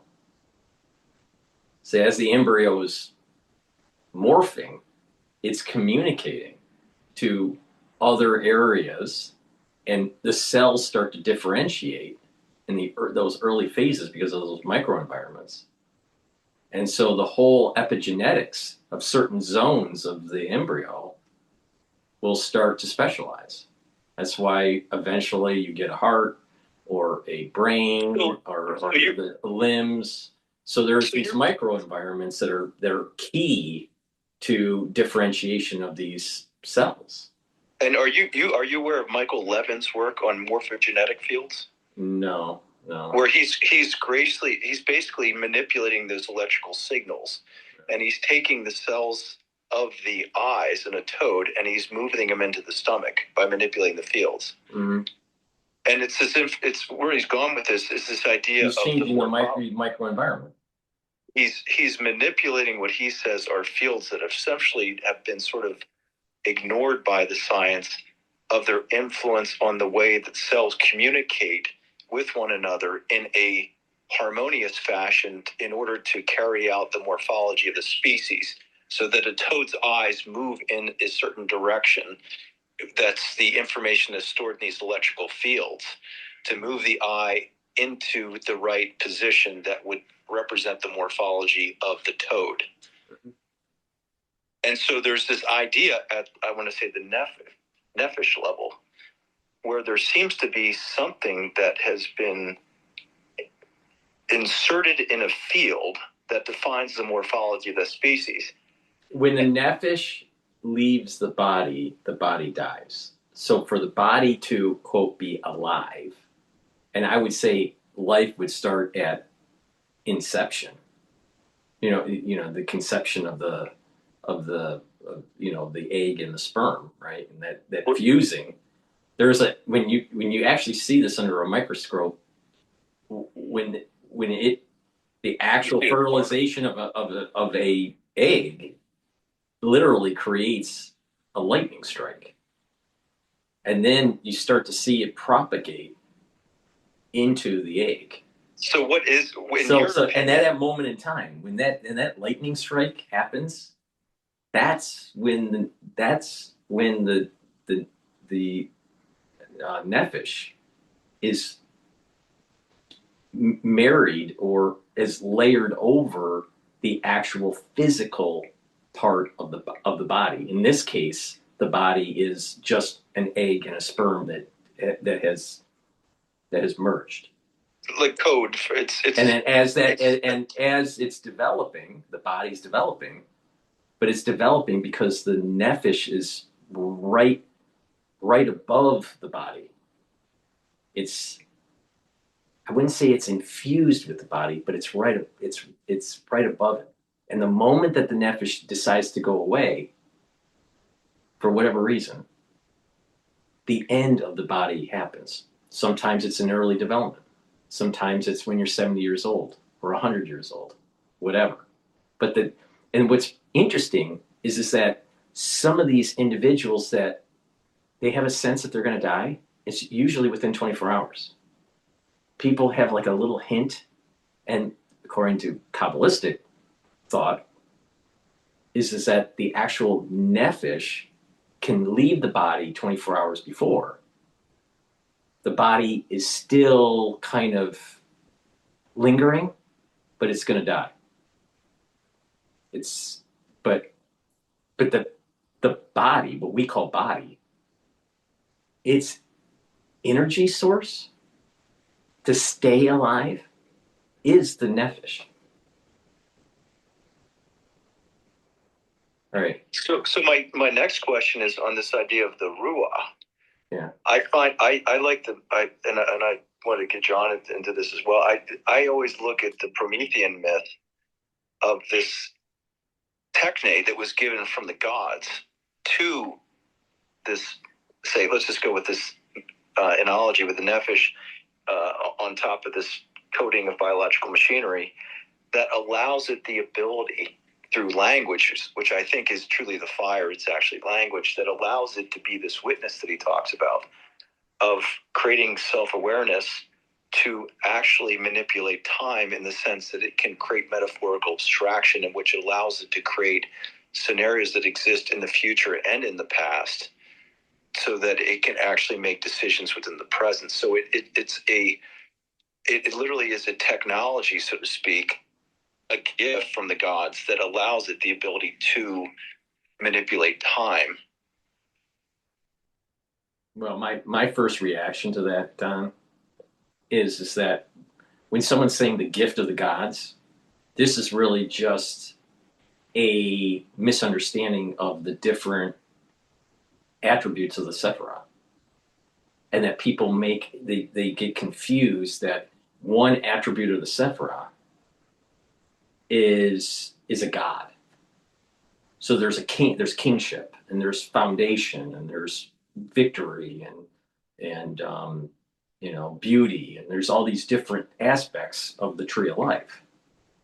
But when it's misunderstood, and when the Ruach is communicating to these different attributes of the tree of life, they would say, well, that must be a god. It must be a god. But it's not.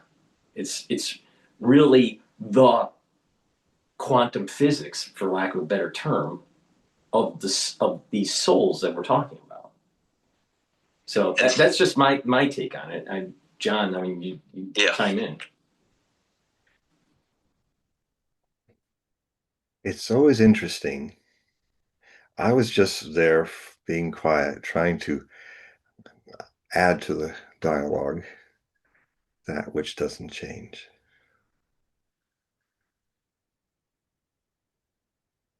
So you're not going to add anything? Well, let me add to and I can end it because the question that I have is in this idea of evolution And the idea is language is something that evolved. This idea of our ability to create words and then metaphors and then abstract, was that something that was done based on this philosophy? Words and knowledge came before the code of the human body, material world. Before the universe, there was language, and that language is in Bina. So you have Chachma, which is wisdom, and Bina, understanding. And so when you have a thought, when there's a thought, before even the human body, before the universe, there was a thought. And that thought eventually ended into spilling into something called Bina. And Bina is understanding. And hence, God spoke. And there was. And then, therefore, other attributes of the tree of life started to emerge, started to congeal, whatever terms that you want to use. And eventually, over time, through Simpson, there's a constriction from one attribute to another that leads to a point where we call birth, or the birth of the cosmos. I mean, if you look at all these moments in time, all these major milestones of birth and death, there's a constriction that's taking place. There's a point in time, like birth, going through the birth canal. That's a constriction, right? So the Big Bang, there was a point, there was a singularity, and then all of a sudden it exploded out. So there's a constriction and then an explosion. So what happens is from one attribute of the Sephiroth to another, a lower one, there's a constriction and then an expansion. And then when it starts to constrict again, and then there's another expansion going down the tree to our level of what we call existence. So language was way before mankind. Language was way before the universe. There was a language and there was a thought of wisdom before us. So we're just a fractal representation of something much, much bigger than the universe, something way beyond it.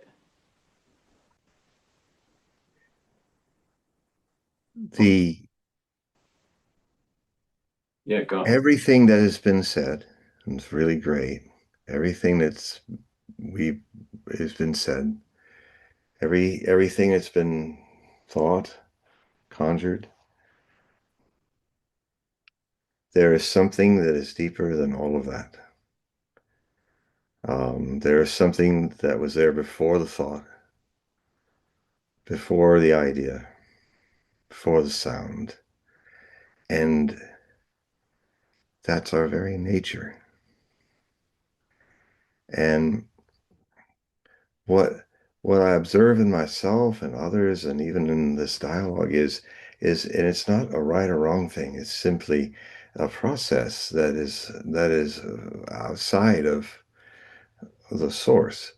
And the process is that it's because everything that has been thought about it, everything that you guys have been discussing, are things moving in time. But at no time, and that's what my contribution to, I don't know if people noticed it or not, some might, why I just spontaneously got into that place of not thinking, to bring that element into this debate or this discussion. Something that, if you become aware of it, it is your eternity. And And what it helps you see is the more, and the beauty of living in a body and creating in this world is that it's moving to create more and more things, new thoughts, and it's wonderful. It's a play.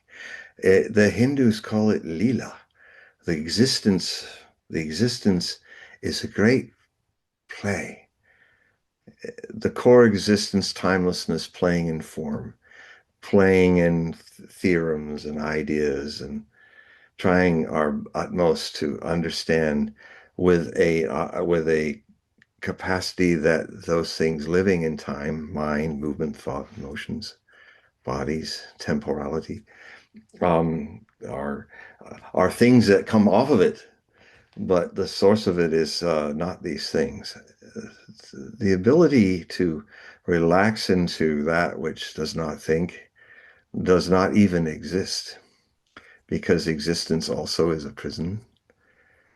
To not exist or to exist, two sides of the same coin are held by that which has no hand.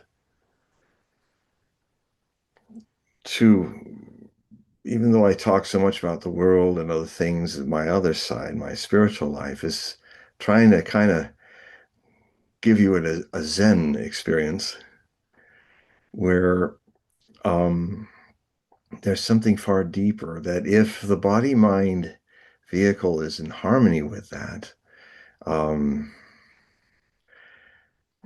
you know, it's almost impossible to describe what I'm saying, because everything I'm trying to, I can only hint. I can hint in time of something that's timeless.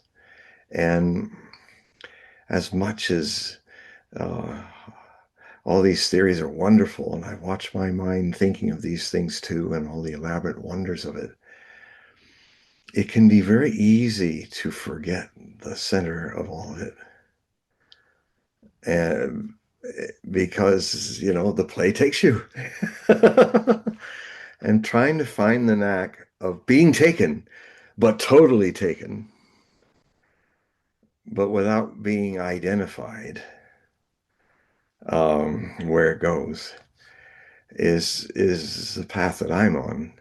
Because identify comes from the word identity, which fundamentally comes back to the word idios, which means one who is under the illusion of being separate from the entire godliness. And in a more vulgar term, it's called being an idiot.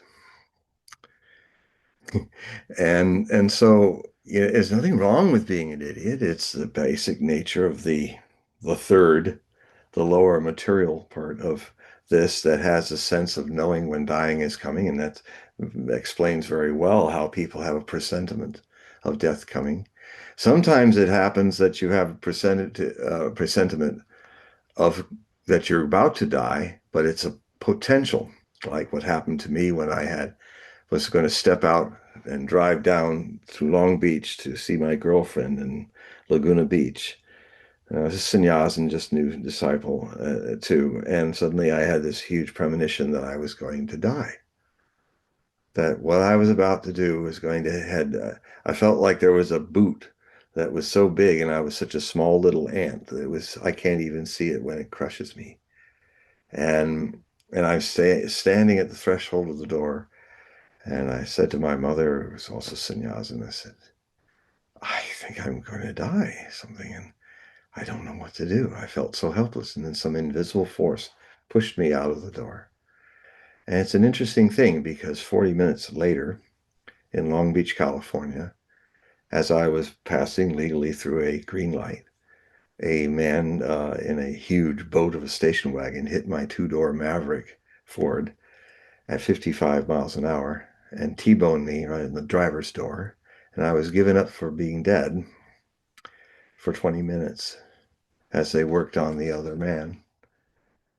And, but I wasn't dead. The moment of the collision, I witnessed my body, the world, earth, the sky, the car, all ripped like shreds of sheets. And I was thrown into an infinitely now goldenness, infinite goldenness. And in the infinite goldenness were those who were not thereing with me. where there was no time. So messages were perfectly received that were never uttered.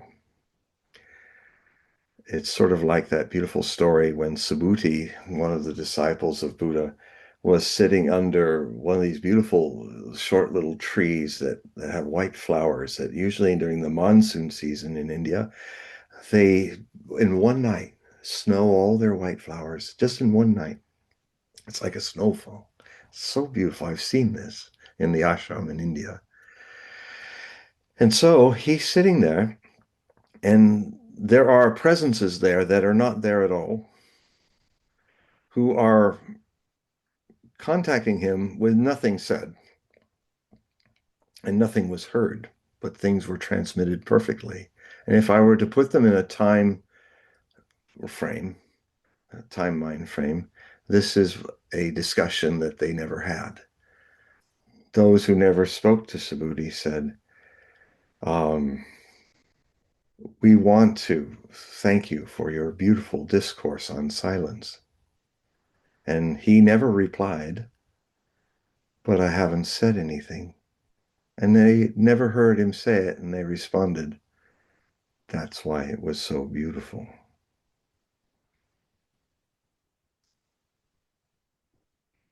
So these two presences that were never there are speaking to me that have also become nevermore.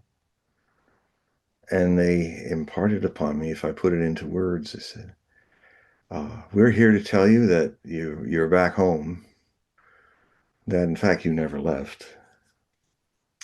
And we're also here to remind you that you made a decision to go back into life.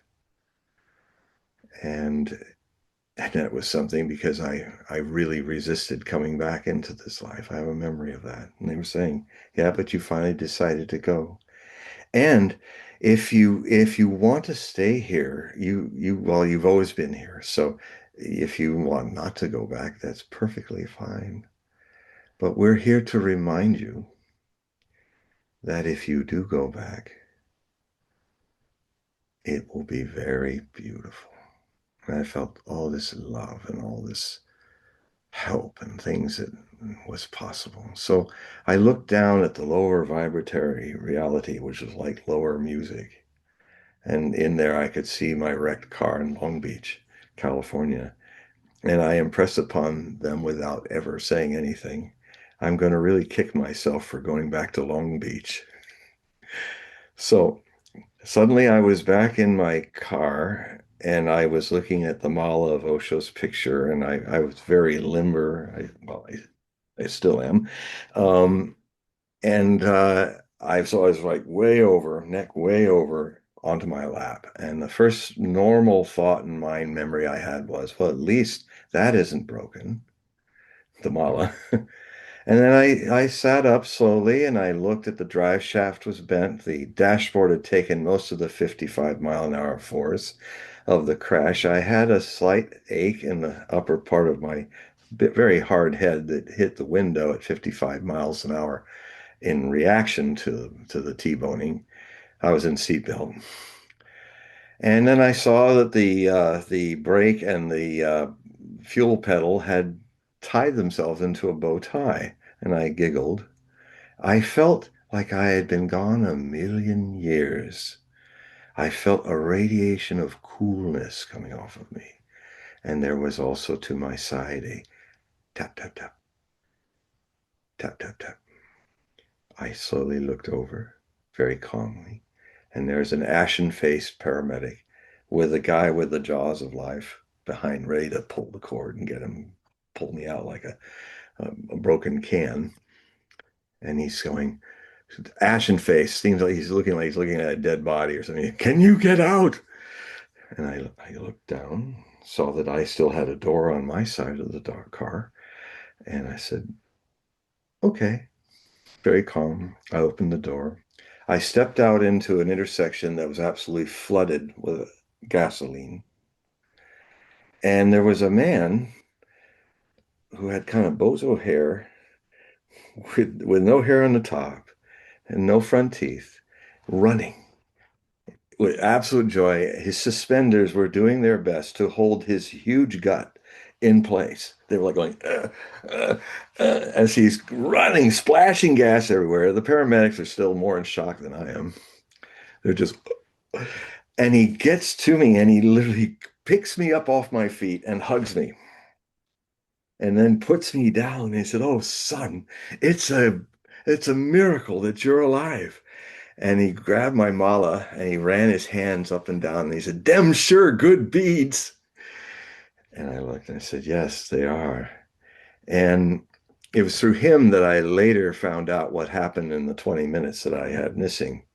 What had happened is the car hit me, and when they saw me, my I was absolutely white as a sheet. My neck was way far over. They didn't know how double jointed I am, and they thought, "Oh my God, his neck's been snapped by the collision." And even the paramedics thought I was dead, and maybe I was for a bit. And they started working on the guy who was kind of a poor guy, he was a three-time loser. He was an illegal alien driving his brother's car without a license. And they even tried to, even tried to, with all the witnesses, they tried to sue me for actually running the light, which they had done, what he had done. Oh, that didn't go anywhere. So, so anyway, it was through the man from Ohio that was on his vacation. He's the one that called in the paramedics and the police guy to be there, cop. And uh and then they're looking and they've given me up. I'm dead. That guy's dead. And then suddenly they saw me moving. It was like you said, it was like Lazarus was coming out, you know. And people, oh my God, he's alive. And so I'm moving and suddenly I got my head up and looking around and then they had another shock when I walked out into the gasoline because I'm dressed as a Swami from India. You know, I have this fuchsia maroon robe and this big beads, and you know, I'm stepped right out of an ashram, and so it was like, my God, who is this guy? And um, so that accident was one of three brushes with death I had within a 2 month period. 3 days later, I had the third. I won't talk about that, maybe another time. But um, I it when I was out in the golden infiniteness, I saw all the potentials of the next few hundred years. And I thought maybe that I would last that long, but I know my body won't do that. But it was like, so in a way, my work kind of comes from this. Things drop in there effortlessly that were open to me in that one kind of eternal nothingness moment in the golden infiniteness. And and so I've never been quite in my body. It's like, you know, kind of got eyes in the back of my head, eyes in my fingertips. I mean, it's like it's a little, it's beautiful actually. Um, so these, it's from experiences like that where flew beyond experience, beyond time, that I take back to me in this world something I want to share with everyone, even if it's just me being quiet as you guys are talking. This thing which it doesn't exist at all, and that it was makes it perfectly free because existence is a concept, you know.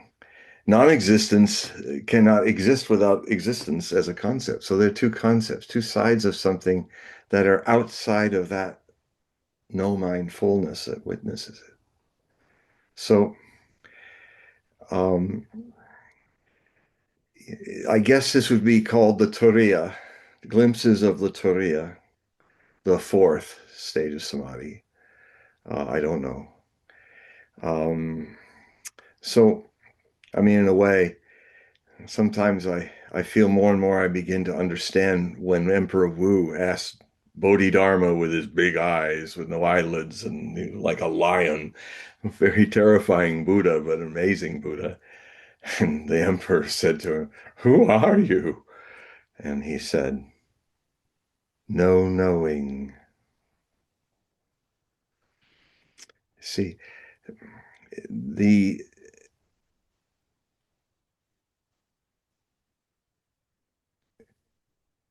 so it's such a challenge to try to explain something which needs no explanation. But it's the only way to hint it with the thing that isn't it. So, All right, can I ask you a question? mm-hmm. One of the things that we talked last about when I asked you a question was the Ukrainian conflict. And I not to take it away from the spiritual aspect of, I think, what you were describing of this connection to this eternal. It's okay. You are taking it away, and that's okay. Well, I'm trying to make I'm trying to turn it into like, what is the experience that we have currently, where we're seeing endless conflict, and in our own, say, spiritual journey of sort of trying to connect to source. Is it these other, say, individual sparks are not connecting to the source? So do we have like this statistical do we have like the statistical Stop. Curve of Stop. people that are, yeah. Stop right now. Stop. Just be. It's very sincere what you're doing, but everything you're doing is getting all coiled up and, well, the first love of this, and if we can try, and there's a spark over here, all that. This is the mind. And the mind's a wonderful servant, but a terrible master. If you're coming from this space that is beyond all that and be in all of that, your mind can then work in that space of relaxedness. It just will work for you as a servant. But for all of us, mostly the mind is our terrible master. It's a tyrant, and even when we're more brilliant with the mind, sometimes we can get even more caught up in it. It's um, you're just thinking about all of this, and that's okay. What gets to be a problem is if you're identified as the thinker. You're not the thinker. I'm not the thinker. So there are certain techniques that I've learned from my master Osho, and really comes to a point where he once made a statement at the end of a book called "There's Only One Sky." It's about the Tibetan masters of the Pink Lotus Order, which Tilopa was the first, and then Milarepa was the third, and Marpa, and really great Tibetan tradition. But it got me. I was still very intellectually engaged with Osho's work, and I was reading this, and I was hoping there would be this big kind of ending, this climax, this kind of intellectual opening. But then he said something that was a real buzzkill. He said the book, he said, "Okay, now there comes a time when you have to put the books aside and take a jump." And I was scared because I was going to have to take a jump from what I was unfamiliar with, but which was something the mind can't grasp, because mind is a creature of time, and this thing is not in time. It's free of it. And if the source is remembered, and then if you can play with your mind and body and the changing world with it, it's quite a revolutionary, different insight into being a visitor of this world of time and temperateness. So um, and I know where you're going in with the whole thing with Ukraine and all that, because I've been writing tens of thousands of words about it and doing things. So, but there's the mind cannot solve this problem, because it's the problem. When it's the problem, the mind is when we are identified as a mind. And so what I could say to you, if you email me, and anyone that's listening to this, what I can do is give you the next step to kind of understand this, it was a step I also had to take, is that I ended up going to my master in India, and I can share with you links and information to the meditation techniques that my teacher Osho had given me and other disciples, because what's wonderful about them is they are tailored for the needs of our times in this mind amplified world that we live in. And so I'm saying that and it's such a discussion like this, we've reached, when I said stop, it was not to be rude or anything, but I'm just simply being compassionate. I'm saying this thing I want to share with you now has to go beyond all the thinking. And the next step is to offer these techniques in an email, which I have, which will direct you to where the books are and some of the CDs for the music and all. And to start to experiment with these techniques, which will create a climate that will bring you closer to being a witness of the mind than being centered in the mind. Um, and so I offer that to you. I'd be happy to send that. And to anyone who's listening, just go to I think the email's posted. I guess the email's posted, isn't it? My email is on the page. I have links in the description to your website. Yeah. Well, you go to the website and then the contact button at the top of the website to contact me, uh, push that, and then I'll see it. And I will, and you just put meditation if you just want to say on the subject line. And I will send you, as soon as I see it, I will send you this information. And then you can try these things out. And then I can kind of help you at times to go into this whole other world of timelessness that is the center of all things. We have one last question, Okay. and someone typed it in. It's Thanks, from Don. I'm sorry I interrupted you, but I had to. But it's okay. is from Sir PMC. Now he wants to get your opinion about the Alberta independence referendum that's taking place in 2026. Well, the concept of not just in Canada, but also in the United States, there have been prophets in the United States back in the 1880s and earlier that saw the potential for not just well, they didn't see this. Something I saw years ago was that there's a battle of verbs that happens in this. I'll speak a bit about America before I get to Alberta. Is there's a there's a cycle of a struggle of the verb that we have in the United States in the way we address the country.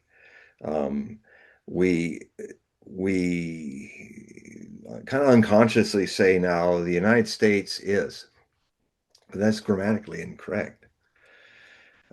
Before the American Civil War, Americans said the United States are, like a union of sovereign states, more sovereign than federal, but with a weaker federal system.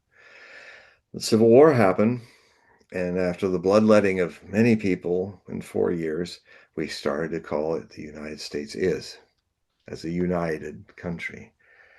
About 20 years ago, I started writing articles about how I see the verb is going to change again. And by the 2020s, it will really be changing.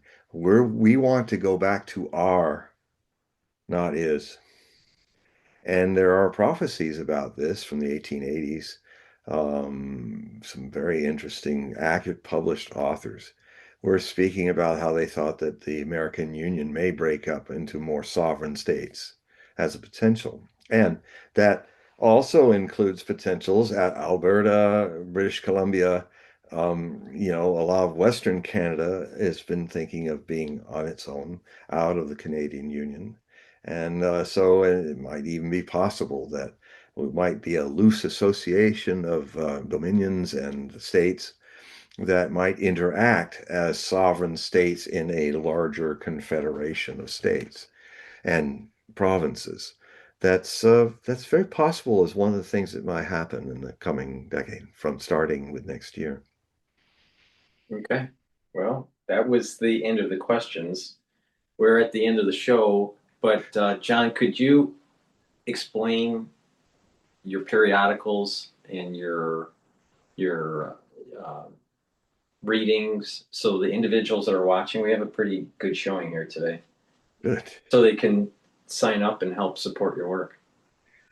Yes, I have HogueProphecy.com, which, if you look at it on a laptop or if you look at it on a larger computer, you can read it pretty easy.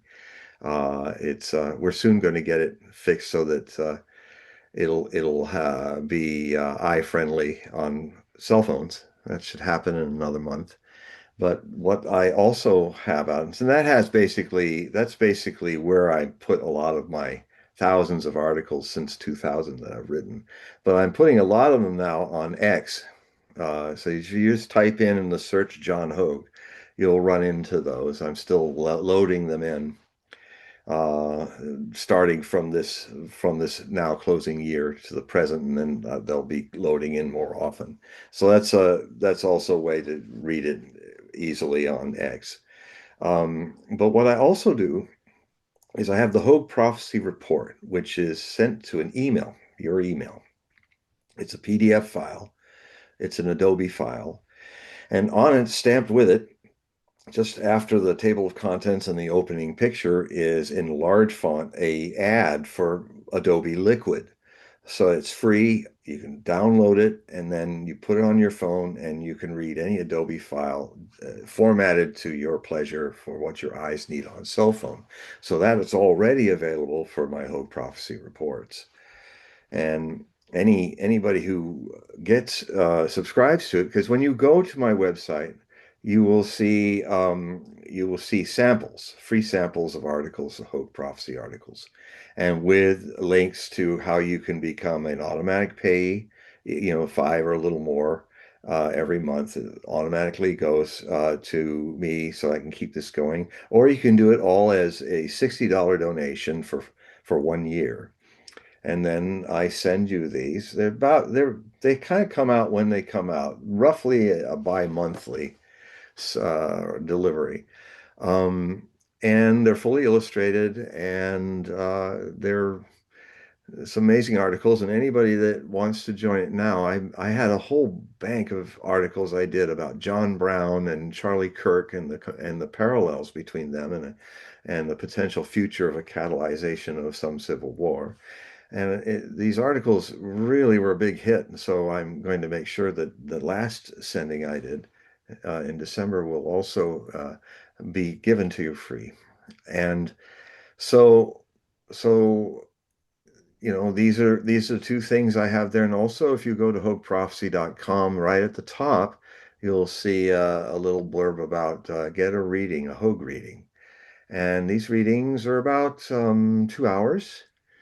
Around 5 p.m., although I can arrange for outside of the United States for different times in Australia and Europe and other places. But this is where you have a one-on-one with me with this background and not so messy. I was busy translating, so I've got all my translation books scattered all over the place. So yeah, you could and then have a one-on-one reading with me, which would have a little bit of astrology that you can get a free astrology chart from astro.com, which has a really clear, nice way of looking at the aspectarian and all for me to help you and look at that. And then I also use the tarot and also use other divination techniques. And it's a lot of fun. And everybody that does it with me are having a marvelous time with it, and time really flies. And so that's another thing you can do. And if you send me an email that says Hogue reading, I will, when I see it in all thousands of emails, I'll get right back to you and give you a detailed account of what's needed in the reading, how to pay for it, and what the current times are. And then we'll lock down. And this is a good time to do it. It's a new year. So, it's definitely, and it's going to be definitely, I'm going to be in my readings. I'm going to be reading a lot about how this year will impact each person that reads this, because it's going to be the most significant year in history. So thus far, what's coming, and I will be saying more about 2026 in the near future. There's so much to talk about. I'm still just outlining the things that I'm going to be talking about. So yeah, so that's hopefully you'll have a reading with me. It'd be wonderful to meet you in glorious 2D.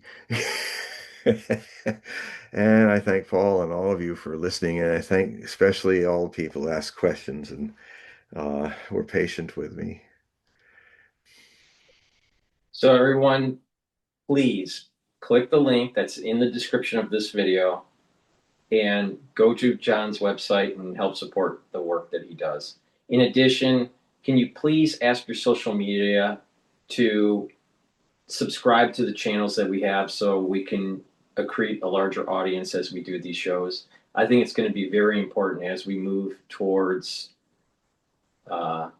tumultuous times in 2026 and in 2027. And I think there's some unique insights that John has that needs to be spread, that the word needs to be spread, and we need your help. So please ask your social media to follow us. I greatly appreciate it. And again, please click the link and go to John's website and help support. Because And we're doing this for the audience to be informed, and it's all free. And it's important to help support this type of media stream. and what you can do right now is what I do with all of my sources. Just hit that like button. You can hit it right before the show happens. You can hit it when you feel, wow, this is great. You can hit it after the show. It'll say hit the one time you hit it, but it's so simple and so important and so easy, but so helpful to get the algorithms in YouTube to realize, oh, there's something going on here. More people are going in. So if all 4, 5, 600 of you do it now, YouTube's going to notice, and it's going to turn more attention to Paul and me and all of his other guests. Mm-hmm. Well, thank you everybody for attending, and we'll do this again 2 weeks or so. And I want everyone to have a happy new year, and we'll see you on the other side. Thank you for joining. Bye bye. Bye bye.